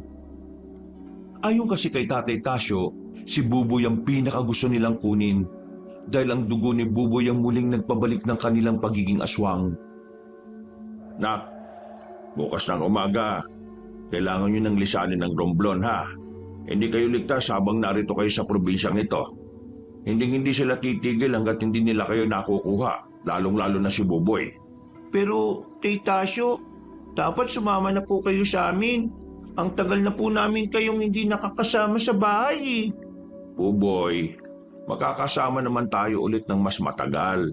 Pero sa ngayon kailangan kong talunin ang mga aswang dito. Buboy, tama si Tatay Tasyo. Kailangan siya sa lugar na ito. Kaya naman, gawin din natin yung parte natin para hindi maging pabigat sa kanila. Tay, bukas na bukas, maaga kaming aalis. Pero ipangako mo sa amin makakauwi ka ng buhay sa atin. Sige, pinapangako ko yan. Napangiti na lang ako sa sinabi niyang yon. Alam ko kasing tuto pa rin niya kapag sinabi niya. Mga dagong 8:00 na ng gabi, pumunta sa bahay ni Tatay Tasyo si Among. Meron siyang mga daladalang balde. Mang Tasyo! Mang Tasyo! Hoy, bakit ka masigaw na sigaw dyan? Gabi na. Pwede ko bang isama si Donnie? Manghuhuli lang ako ng isda sa ilog. Ang sabi ni Kabentong, marami daw isda ngayon kasi yung mga nasa dagat, naligaw sa ilog Alam mo naman na gabi na bakit ngayon ka pa nagyayaya? Mang Tasyo, sabi kasi nila, gabi daw mas madaling hulihin ng mga isda. Ano pre, sama ka? Hindi naman ba malayo yan? Hindi naman. Konting lakad lang naman At huwag kang mag-alala. Hindi naman nakakaabot ang mga aswang dito. Hindi nila alam ang lugar na ito Hindi dapat kayo maging kampante. Gawa mo nga. Ikaw ang mas nakakaalam kung anong abilidad ng mga aswang. May dala naman akong pangotra Kaya kung sakali man, hindi naman sila makakalapit sa amin. Sige na Mang Tasyo. Kailangan ko makarami ngayon Para bukas, maipadala ko na sa pamilya yan. Sayang din ang kita Nasama na lang din ako, Mang Tasyo, para kahit papano may magbabantay dito kay Donnie. Ano ko, bata? Ay sige, mag-iingat kayo. Umayos ka, Among ha. Kapag may nangyaring masama rito kay Donnie, malilintikan ka sa akin, siraulo ka. Aba, kung makapagsalita naman kayo, parang isa akong kriminal Ay sige na, umalis na kayo para makabalik na kayo kaagad. Dala mga balde, umalis na rin kaming 3. Nagkukwentuhan pa kami habang naglalakad. Sa mga sandaling yon, magaan lang ang pakiramdam ko. Siguro dahil alam ko naman na kaya kaming protektahan ni Among sakaling mapalaban na naman kami. Ganun talaga yung si Mang Tasyo, mapag-alala. Pero napakabait talaga nun no? Oo, mabait na tao talaga yon. Kung hindi, hindi siguro kami mapapamahal sa kanya, no? Teka nga, matanong ko lang naman. Ikaw, Among, wala ka bang pamilya? Wala. Palaboy-laboy lang ako sa bayan nung makita ko ni Mang Tasyo 5 taon na nakakaraan. Nakitaan niya ako ng potensyal, kaya sinama niya ako. At ngayon, ako na palagi kasama niya sa mga lakad niya. Mabuti naman at napunta ka sa magandang kamay no? Donnie, kapag natapos na itong problema natin, iuwi mo na sa Maynila si Mang Tasyo. Kailangan naman niya makapagpahinga. Masyado na siyang konsumido rito sa probinsyang to Kahit kasi nung nakakulong pa ang mga aswang sa San Rafael, lagi siyang nababahala at problemado kung papaano papaslangin ng mga yun. Ganun ba talaga siya kabangis? Mabangis sila sa mabangis. Sa katunayan, hanggang ngayon, hindi pa rin namin alam kung paano namin sila tatalunin Lalo na yung mag-asawang aswang, si Demetrio at Loresco. Masyado silang mabibilis Mahirap silang tamaan. Hindi rin basta-basta ang mga kilos nila. Sanay na sila. Wala bang mas mabisang paraan? Ang sabi ni Mang Tasyo, meron naman. Pero delikado daw. Paanong delikado? Yun ang hindi na niya sinabi sa akin. Parang siya lang naman kasi nakakaalam kaya wala rin ako mapagtanungan kung ano yun eh. Matapos ang usapan namin na yon, ay namayani na ang katahimikan. Mga kuliglig at yabag ng paa na lang namin ang maririnig. Ilang minuto lang, nakarating na rin kami ng ilog. Hindi naman pala yun sobrang layo. Hindi na nga rin namin napansin na naroon na pala kami. Inilapag namin ang malaking lampara sa gilid at ang mga balde. Inihanda na rin namin ang pamingwit na aming dala. Nang pumwesto na kami, marami agad kaming nahuli. Pero hindi pa namin napupuno ang pangalawang balde. May naramdaman na kagad si Among. Napatigil siya at agad kaming sinabihan na magtago sa likuran ng bato. Bakit? Ano nangyayari? May nararamdaman ka ba? Mabigat na presensya. May mga paparating. Huwag kayong mag-iingay kahit na ano mangyari. Pinakiramdaman na muna namin ang paligid. Kinuha namin kaagad ang lampara para patayin. Maya-maya lang, meron ng grupo ng kalalakihan ang lumabas mula sa halamanan. Nung una, akala ko mga mangingisda lang din sila. Pero sabi ni Among, mga aswang ang mga yon. Nabahala kami dahil malapit na sila sa baryo nila Tatay Tasyo. Kailangan natin makabalik sa baryo. Kailangan malaman to nila Mang Tasyo. Lulusob na ba sila sa baryo nyo? Yun ang nakikita kong mangyayari ngayon base sa presensya nila rito.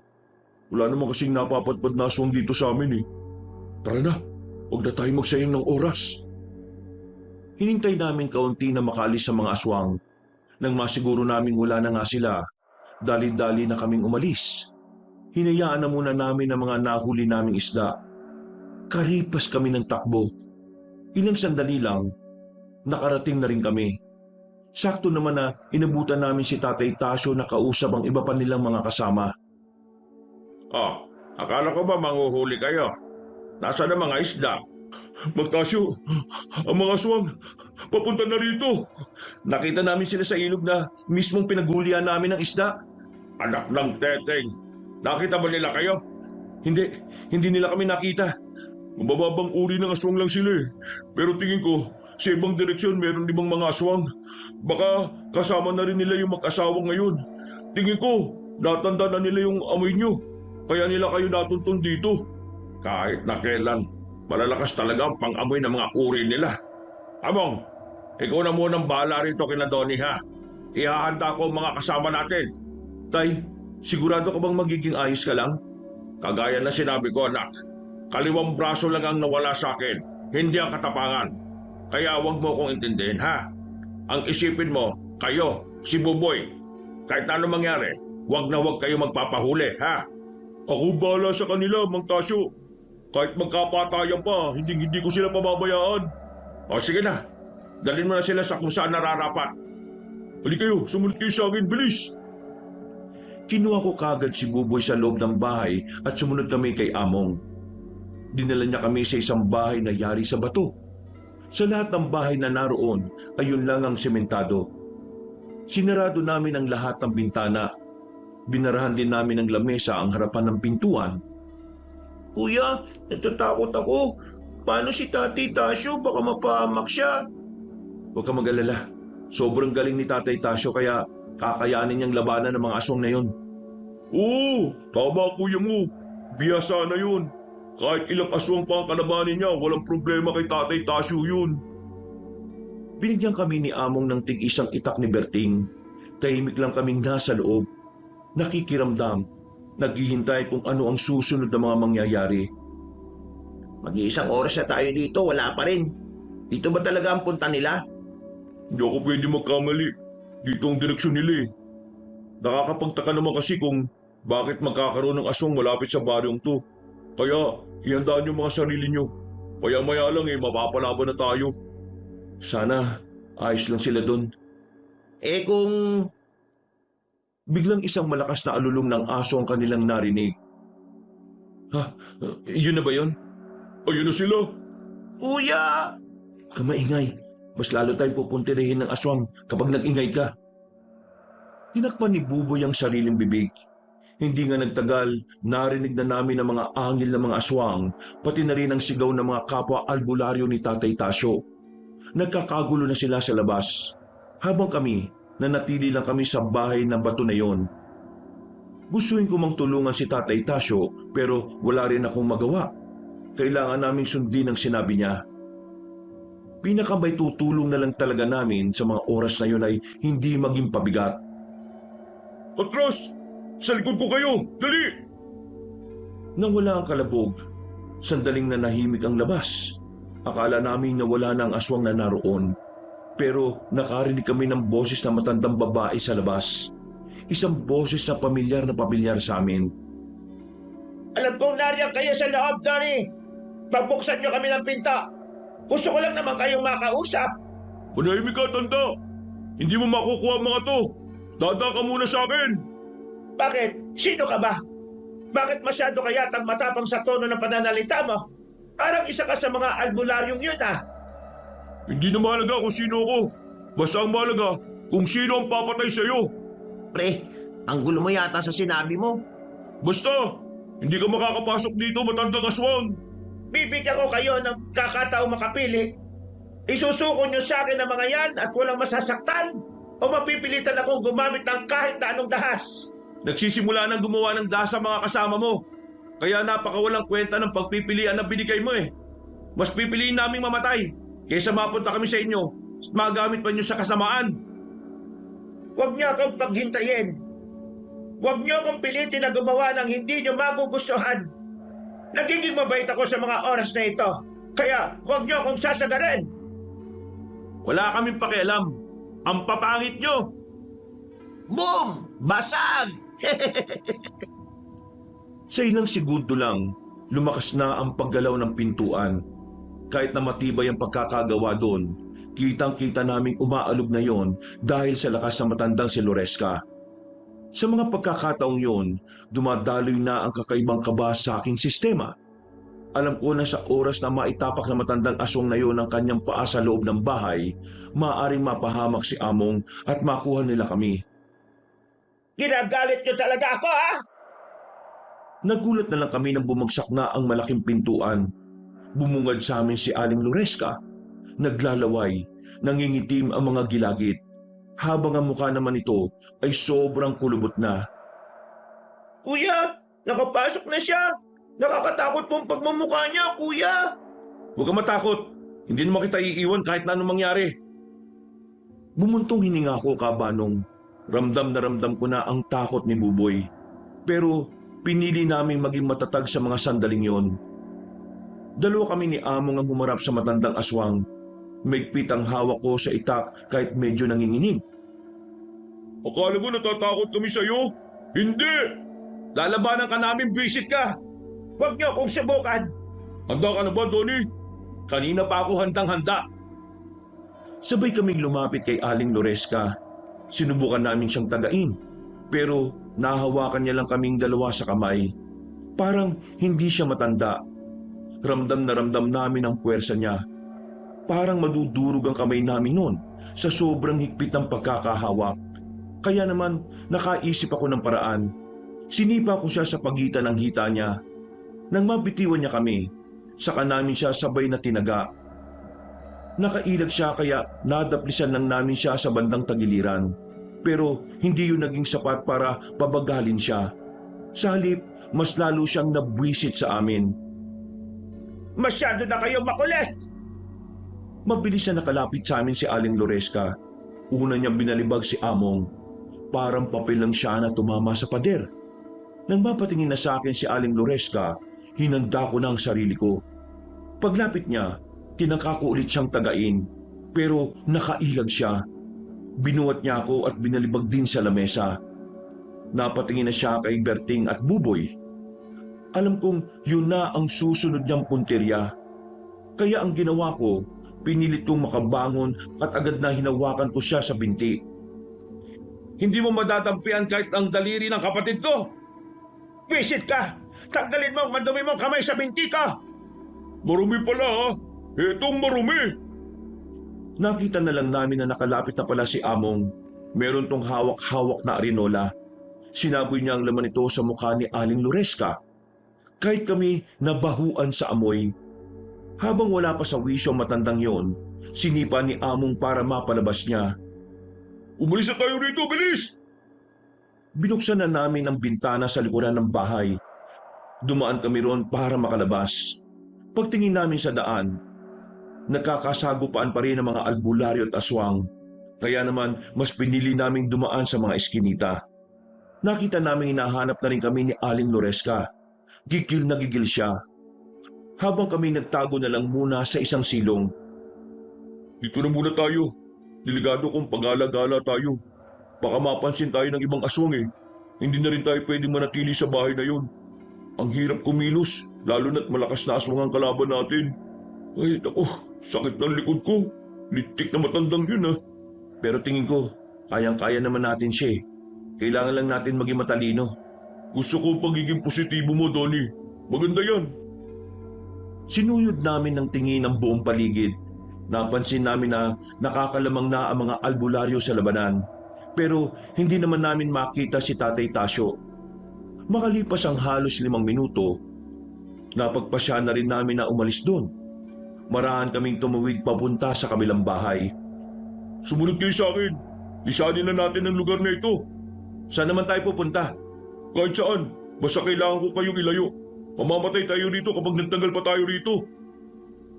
Lakas loob na kaming lumabas. Dumaan kami sa madilim na parte. Habang tinatahak namin ang daan, natanaw na namin ang kalsada sa kabila. Binilisan pa namin ang pagtakbo. Pero nang makalabas na kami roon, nagulat kami nang biglang lumabas sa gilid si Aling Loresca. Amoy na amoy pa namin ang pagiging mapanghi ng mukha niya. Anong akala nyo? Matatakasan nyo ako?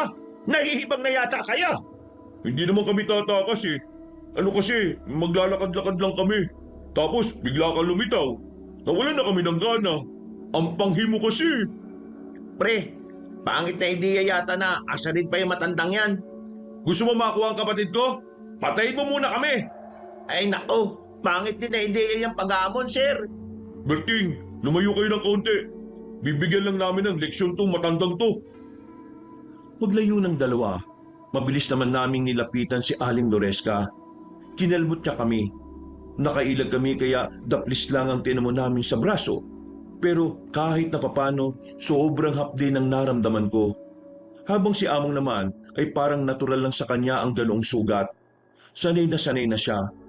Habang ako, dumadaing. Pero hindi ako nagpakita ng kahinaan. Sinubukan kong umatake. Pero sa kasamaang palad, tumilapon lang ako. Ako ngayon ang harapin mo, tandang panghi!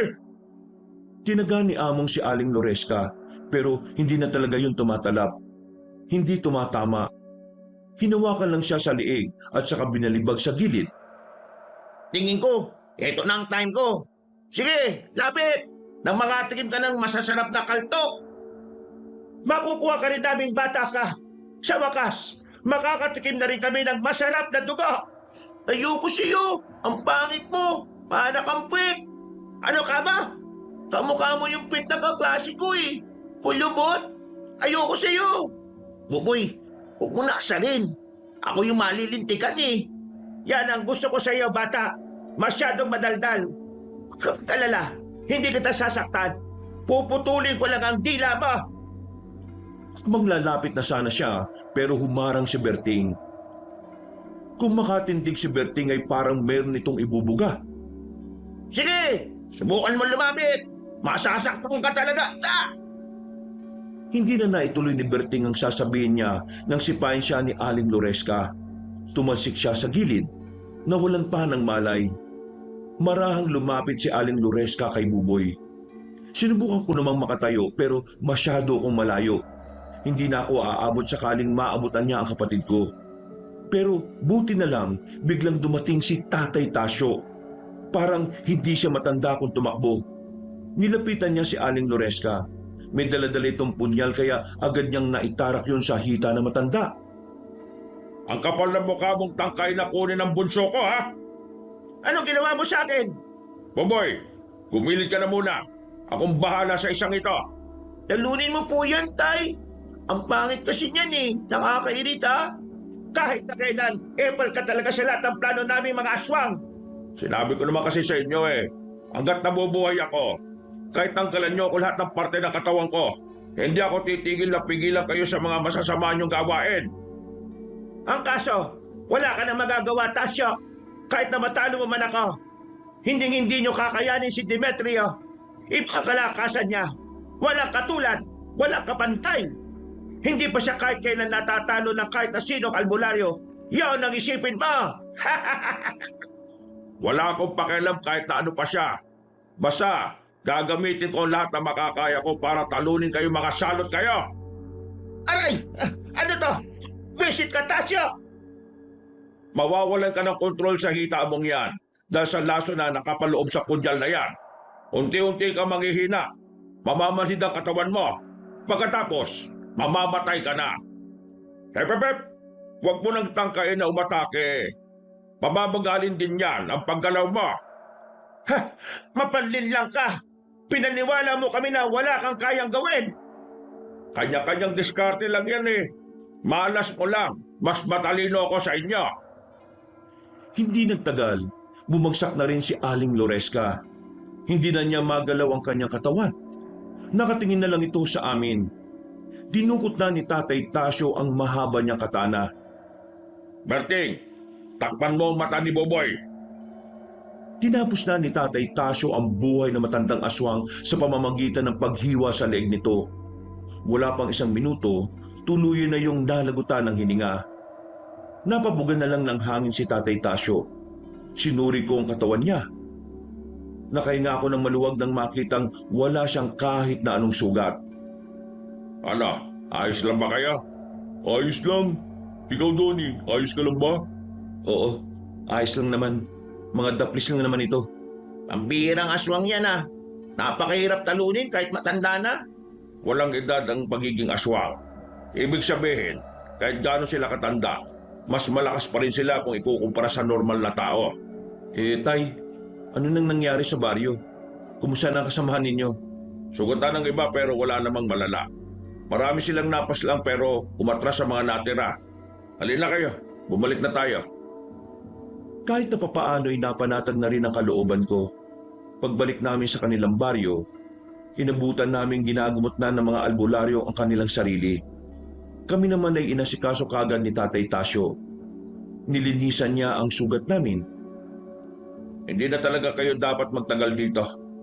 Mamaya, darating ang kinausap kong tao para maghatid sa inyo sa pier. Aalis na kayo kagad ngayon. Pero, ang sabi niyo po, bukas pa.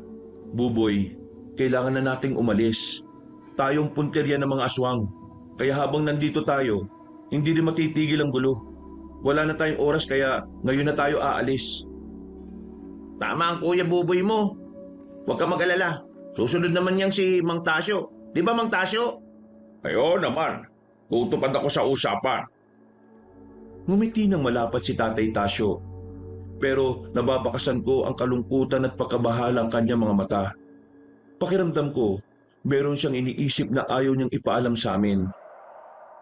Alauna pa makakarating ang sasakyan na gagamitin namin paalis. Maghihintay pa kami ng 2 oras. Habang nasa bakuran, hindi ko maiwasang hindi kabahan. Makailang ulit akong patingin-tingin sa paligid. Napansin naman ako ni Tatay Tasyo kaya lumapit siya sa akin.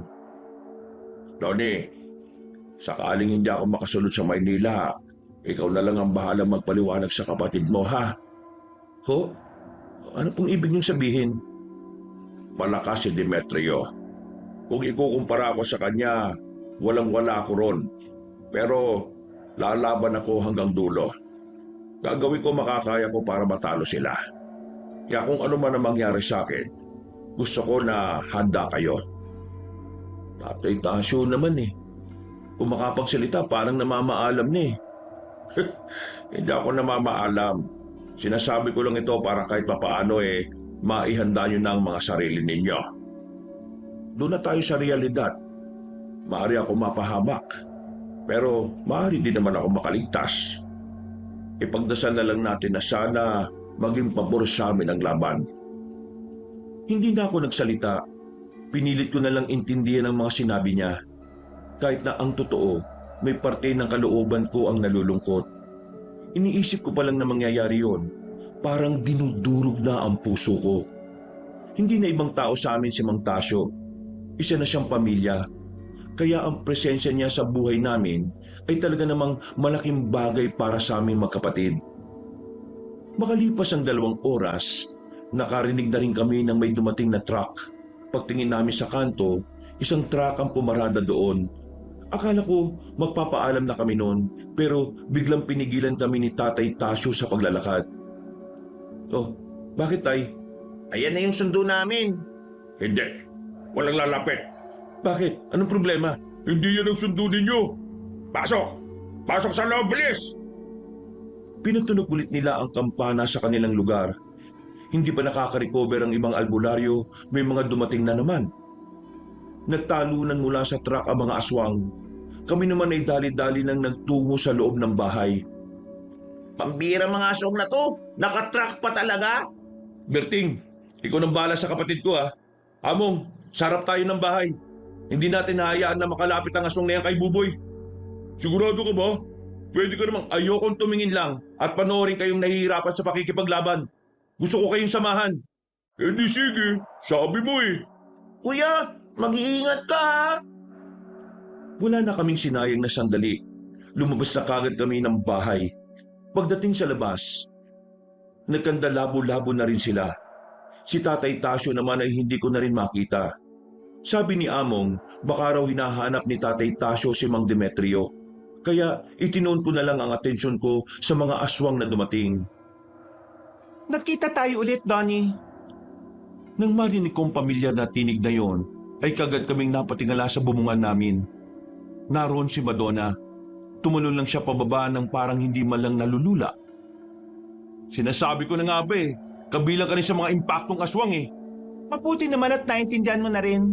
Akala ko kasi kagwapuhan lang ang meron ka eh. Kahit papaano pala, nag-iisip ka rin. Kung inakala niyong makukuha niyong gusto niyo, nagkakamali ka. Kami mananalo ngayong gabi. Makagawa ng isang gaya mo na laking Maynila. Hoy, nakakalimutan mo na yata ang 2 kami rito. Ako ang kanang kamay ni Mang Tasyo. Eh wala naman akong pakialam sa'yo eh. Sino ka ba? Wala kang pakialam sa akin? O baka nagagwapuhan ka na sa akin? Maiintindihan ko kung hindi ka kagad naaamin. Wala akong panahon makipaglukuhan sa inyo ah. Kayong dalawa, papaslangin ko kayo. Kukunin ko ang bata. Gumapang na mabilis si Madonna. Lumundag siya papunta sa amin. Mabuti na lang at hindi niya kami tinamaan. Nagkatinginan kami ni Among, nagkasinyasan. Kaya sa sunod na paglapit ni Madonna, sinabayan namin siya. Tinamaan namin siya sa kamay. Dito na namin nalaman na hindi siya kasing lakas ni Aling Loresca. Nakachamba pa kayo ah. Tingnan natin. Umangil na naman siya ng malakas. Mas mabilis siyang gumapang kumpara nung una. Nadamba niya si Among, kaya hindi na ako nagsayang ng oras. Nilapitan ko kagad siya tinangkang tagain, pero nakailat kagad siya at pumunta sa gilid. Anong problema? Natakot ka na ba? Ako? Tatakot? Tatakot sa mahihinang nilalang na gaya nyo. Lalong-lalo ka na. Sa muli niyang paglapit sa amin, nakalmutan niya si Among. Medyo mahabang pagkakadali niya. Napatras si Among. Sa kamalas-malasan pa ay natumba dahil naapakan niya ang bote. Akmang tatatari na sana niya ng kalmot si Among, pero agad kong dinampot ang bato sa gilid. Pinukul ko kagad yon kay Madonna. Tinamaan naman siya sa ulo. At dahil sa ginawa ko, hindi na siya nakalapit kay Among. Mahilo siyang napasandal sa bakod. Nangyari? Bakit umiikot ang paningin ko? Katapusan mo na! Tumayo si Among. Ang kaso nga lang, biglang may dumating pang ibang aswang. Inatake noon si Among, pero nakailag naman siya. Pagtingin namin sa paligid, may 4 na agad na aswang na naroon. Ako na to, pre! Ha? Anong ikaw na? Pahinga ka muna. Tatapusin ko lang tong 4 na buwang. Gumilid na muna ako. Sinamantala ko na rin ang pagkakataong yon para ipahinga ang katawan ko. Sabay-sabay namang inatake ng mga aswang si Among. Napapailing na lang ako sa nakikita ko. Kayang-kaya niya kasing palaga ng 4. Pero ang hindi ko maintindihan, Kapag isa lang ang kalaban namin, palagi siyang tinatamaan. Inabot lang ng 3 minuto, napatay na niya kagad ang mga aswang na yon. At sa mga nakalipas na minuto, nakabalik na sa katinuan si Madonna. Handang-handa na siya ulit na labanan kami. Oh, nakapagpahinga ka na ha? Baka naman, bigyan mo na ako ng magandang laban. Manahimik ka. Hindi ka ang gusto kong kalabanin. Si Donnie. Pisit kang Donnie ka? Kapal na mukha mong batuhin ako sa ulo? Pasensya ka na ha? Ako talaga ang bida rito eh. Kaya ako munang dapat mong kalabanin. Hindi na nagpatumpik-tumpik pa si Among. Nagmamadali na siyang tumakbo patungo sa kinaroroonan ng babae. Hinagupit niya yun ng malakas. Iilag sana si Madonna pero sa kasamaang palad, siya naman ang nakaapak ng bote. Nadapa siya. Yun na ang tamang pagkakataon para kay Among. Hindi na siya nagsayang ng sandali. Sinaksak niya ng itak si Madonna. Tumarak ang patalim sa dibdib niya. Pagugot niya, nagawa pang makabangon ni Madonna at makadistansya. Pero sirit na ng sirit ang dugo nito at makailang ulit na rin sumuka ng maraming dugo.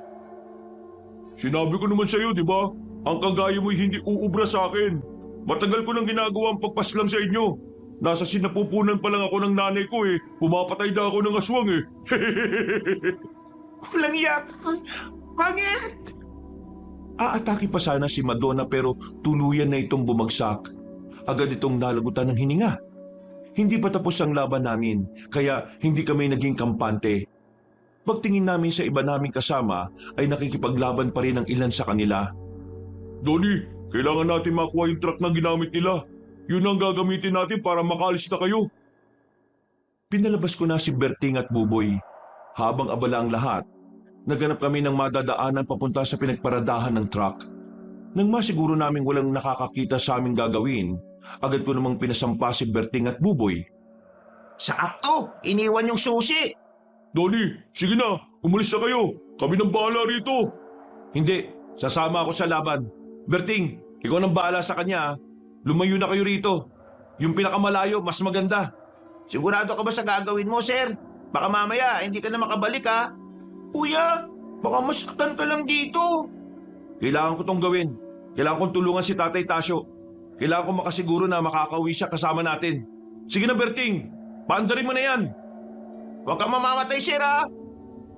Agad na kinabig ni Berting ang manibela at saka pinaharurot palayo. Tinapik naman ako ni Among sa balikat ng nakangiti. Pinapahanga mo talaga ako, kaibigan. Mamaya ka na humanga. Kailangan na nating mahanap si Tatay Tasyo. Sigurado kong kinakalaban na niya si Mang Demetrio ngayon. Alam ko kung nasaan sila. Tara, sumunod ka sa akin. Pumasok kami sa halamanan. Madilim ang dinaanan namin. Pero ilang saglit lang, nakarating na rin kami sa ilog kung saan kami nanghuhuli ng isda. Open area doon. Natatamaan ang buong ilog ng liwanag ng buwan. Kaunting lakad lang namin, nakita namin si Tatay Tasyo. Nakatayo lang. Agad naman namin siyang nilapitan. Tatay Tasyo! Oh, bakit kayo nandito? Nasaan si Boboy? Nakalis na sila gamit yung truck. Aba, bakit hindi ka pa sumama? Gusto kitang samahan dito eh. Diyos ko, malakas ang makakalabang ko, hindi ka dapat nagpunta rito. Ikaw naman, Among, bakit mo siya dinala rito? Pambihira ka naman, oh. Eh gusto niya eh. Ano magagawa ko? Nasaan si Mang Demetrio? Paparating na siya. Di kalaunan, naramdaman naman namin ang presensya niya. Nabulabog ang mga nagpapahingang ibon. May narinig din kaming mabibigat na yabag ng paa. Lumabas siya sa likuran ng malaking bato. Huminto. Ramdam namin ang talim ng pagkakatingin niya sa kinalalagyan namin. Matinig ka talaga, Tasyo. Palagi mo talaga akong pinahihirapan, ah. Hindi na kasi kayo dapat umalis pa sa lugar ninyo, eh. Mas maayos na ang buhay niyo ron, eh.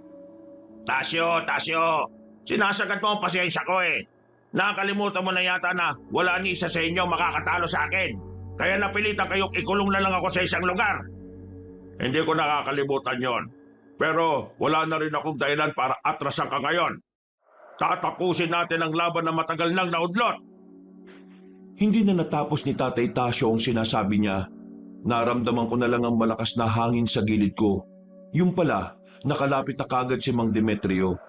Hindi ko alam kung papaano niya yun nagawa. Napapikit lang ako sandali, pagdilat ko, nasa gilid na siya. Ayoko lang ng maraming daldal. Hinila ko ni Tatay Tasyo pero huli na. Tinamaan na ako sa braso. Mahaba at malalim na kalmot ang tinamo ko, kaya hindi agad ako makabangon. Akala ko'y wala nang kasunod yun, pero wala pang 2 minutong nakalilipas, si Among naman ang dinali niya. Sirit agad ang dugo sa bandang likuran niya. Wala na rin itong nagawa kundi ang mapaluhod dahil sa sobrang hapdi. Huwag mong idamay yung mga bata. Tayo magkalaban dito kaya akong harapin mo. Hindi ko naman sila dinaramay eh. Ayoko lang silang makitang nakatayo dyan sa tabi mo. Baka kasi masagi ko nang hindi ko sinasadya. Isa pa, tama lang naman na meron kang kasama. Kasi parang hindi naman kasi tama na wala kang kaliwang kamay. Puro kanang kamay lang. Walang hiya ka. Lumusob si Tatay Tasyo gamit ang kanyang kanang kamay. Tinaga niya ng katana si Mang Demetrio, pero parang pinaglalaruan lang siya nito. Walang tumatama sa bawat hagupit ni Tatay Tasyo. Maya-maya pa, si Mang Demetrio na rin ang umatake. Kagaya ng inaasahan ko, kitang-kita ang kalamangan ng matandang aswang. Parang papel lang niyang binalibag si Tatay Tasyo. Masaya siyang ginawa yon. Parang gusto niya munang pagsawaan si Tatay Tasyo bago tuluyang patayin. Sinubukan din namin ni Among na tulungan siya pero kapag gumagalaw kami, mas lumalakas ang sirit ng dugo. Wala pang 10 minuto, bugbog sarado na si Tatay Tasyo. Hirap na siyang makatayo ng diretsyo. Gumigaywang na siya. Parang kaunting sagi lang sa kanya ay matutumba na rin. Tatay Tasyo! Buisit kang aswang ka kapag ako nakatayo ng maayos dito. Bakit? Naawa na ba kayo sa matandang to? Tingnan nyo nga siya. Nakakatayo pa rin oh. Matapang pa rin. Kaya hindi pa tapos ang palabas. Tama na! Tama na pakiusap! Huwag mo na siyang saktan! Pero kahit anong pagmamakaawa ko kay Mang Demetrio, tinuloy niya pa rin ang pambubugbog kay Tatay Tasyo. Duguan na ang mukha niya. Sarado na ang isang mata dahil sa pamamaga. Tawa lang siya ng tawa. Parang may kakaibang ligayang dulot sa kanya ang bawat puputok sa mukha ni Tatay Tasyo. Pambira. Hindi man lang ako nahirapan na. Wala man lang akong galos. Walang pawis. Anong klaseng laban to, Anastasio? Masyado kaya atang naging kampante, Demetrio. Akala mo siguro hindi ako naganda. Yan ang gusto ko sa iyo eh. Kahit nabugbog sarado ka na eh, nagagawa mo pa rin magyabang. Nakita naming merong inilabas na singsing si Tatay Tasyo. Isang singsing na kulay itim. Agad namang umalma si Among sa gagawin niya. Huwag, Mang Tasyo! Hindi mo pwedeng gamitin ang anting-anting na yan! Teka, ano bang meron sa singsing na yon? Anting-anting niya yun na hindi na niya nagagamit dahil hindi na kaya ng katawan niya. Kapag sinuot niya yun, baka lamunin ng kapangyarihan ng anting-anting ang mahina niyang katawan. Mamamatay siya! Ah, yan pala ang pinagmamalaki mo sa akin ngayon ha. Sige, subukan natin yan para malaman natin kung ilang minuto na lang ay tatagal mo sa mundong ito. Wala akong pakialam kung ano mangyari sa akin. Ang mahalaga sa akin ay mapatay ka. Paano mo susuotin yan eh? Wala ka ng kaliwang kamay. Tanga, meron akong kanang kamay at bibig. Isinuot ni Tatay Tasyo ang singsing. Ilang segundo lang, napansin namin parang nakislap-kislap ang singsing. Nanlaki mata ni Mang Demetrio nang makita yon. Walang ano-ano. Nahalata kaagad ang pagbabago kay Tatay Tasyo. Nagkaroon siya ng sigla. Diretso na ang kanyang tindig. Kinabigla na lamang ni Mang Demetrio ang susunod na nangyari. Parang hangin na nakalapit si Tatay Tasyo sa kanya. Kahit kami, hindi rin yun nakita. Sinuntok ni Tatay Tasyo si Mang Demetrio sa panga. May uppercut ding ginawa. Nakarinig pa kami ng mga ngiping parang nadurog. Mabilis sa mga pangyayari. Hindi na rin nagawang makapalag ni Mang Demetrio, kaya dumistansya na muna ito. Paano mo nagawa yon? Papunta! Wala akong panahon para magpaliwanag sa iyo. Kailangan kitang tapusin sa loob ng 2 minuto. Muling umatake si Tatay Tasyo at sa pagkakataong ito, wala siyang sinayang na sandali. Hindi na niya yun hinayaan pang makapalag. Bawat suntok niya ay malalakas. Sumusuka ng dugo si Mang Demetrio. Napapasigaw sa sakit. Naririnig na rin namin na parang nagmamakaawa na siya. Pero walang balak si Tatay Tasyo na itigil yon. Tinigil niya hanggang sa maging lupaypay na si Mang Demetrio at nakahiga na sa sahig.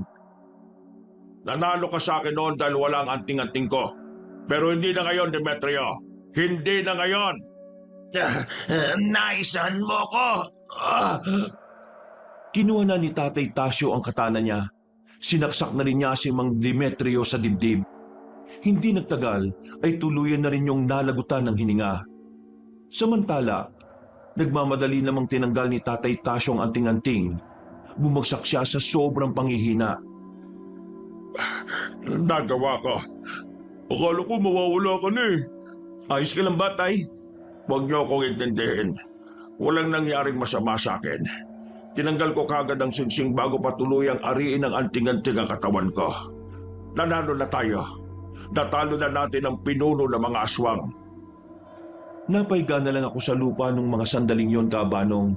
Kahit na sobrang kirot pa rin ang sugat ko, sobrang saya ko noon. Nung gabi ding yon ay natapos na rin ang labanan. Nanalo ang puwersa nila Tatay Tasyo. Marami ang nasugatan. May malubha, pero laking pasasalamat namin dahil walang nasawi sa amin. Isang linggo ang nakalipas na makarecover na si Tatay Tasyo, nagpaalam na rin siya sa mga kapwa niya albularyo. Isinama na namin siya papuntang Maynila. Sobrang saya namin ang kapatid ko noon dahil sa dami ng mga nangyari, may uuwi na rin namin ang tinuturing naming ama. Buti na lang naanapan natin tong van, no? Akala ko kinalkal na to sa daan eh. Sabik na ako makarating ng Maynila. Panigurado, mananaba ka ron. Ang daming masasarap na pagkain doon, Among. Hindi lang yun, magkakapera ka rin kasi hahanapan kita ng trabaho doon sa Maynila. Wow! Hindi naswang ang atupagin ko, no? Hindi na. Hindi na aswang ang iisipin natin. Ang iisipin na lang natin kung paano tayo makakapagsimula. Sabik na ako ng bagong buhay natin. E di, bibilisan ko na to. Baka naman mabangga tayo. Di tayo makarating sa Maynila, Kuya Berting. Nagtawanan na lang kami nung mga sandaling yon, Kabanong. Abot langit ang ngiti ko noon dahil sa wakas makakasama na namin si Tatay Tasyo. At sa pagkakataong yon, kami naman ang mag-aalaga sa kanya. Hanggang dito na lang po, Kabanong. Sana'y nagustuhan niyo ang aking kwentong handog ngayong araw. Maraming salamat sa lahat ng sumubaybay. Maraming salamat po. Mga kabangers, mga kayanggaw, si Kabanong po. Maraming salamat po sa pagsubaybay nyo ngayong araw na to sa video natin. Kung medyo nabitin po kayo, sana'y dalawin nyo rin po yung ibang channel natin, ang Pamela Clamil Channel. Nagnanarit po ako doon bilang si Lolo Pael at ako rin bilang Kabanong. At sana, dalawin nyo rin yung bagong channel natin, yung Kabanong version 2.0, kung saan meron pong mga music and effects na rin yon at moving images, kaya may mapapanood na po kayo habang nakikinig kayo ng magandang narration. At sana, huwag niyong kalimutang mag-subscribe para makasama kayo sa first 100,000 subscriber ng channel na yon. Ilalagay rin po namin sa pin comment ang mga link ng mga nasabing channel para madali nyo na lang mahanap ang mga channel na nabanggit. Hanggang sa susunod na kwento, wakas!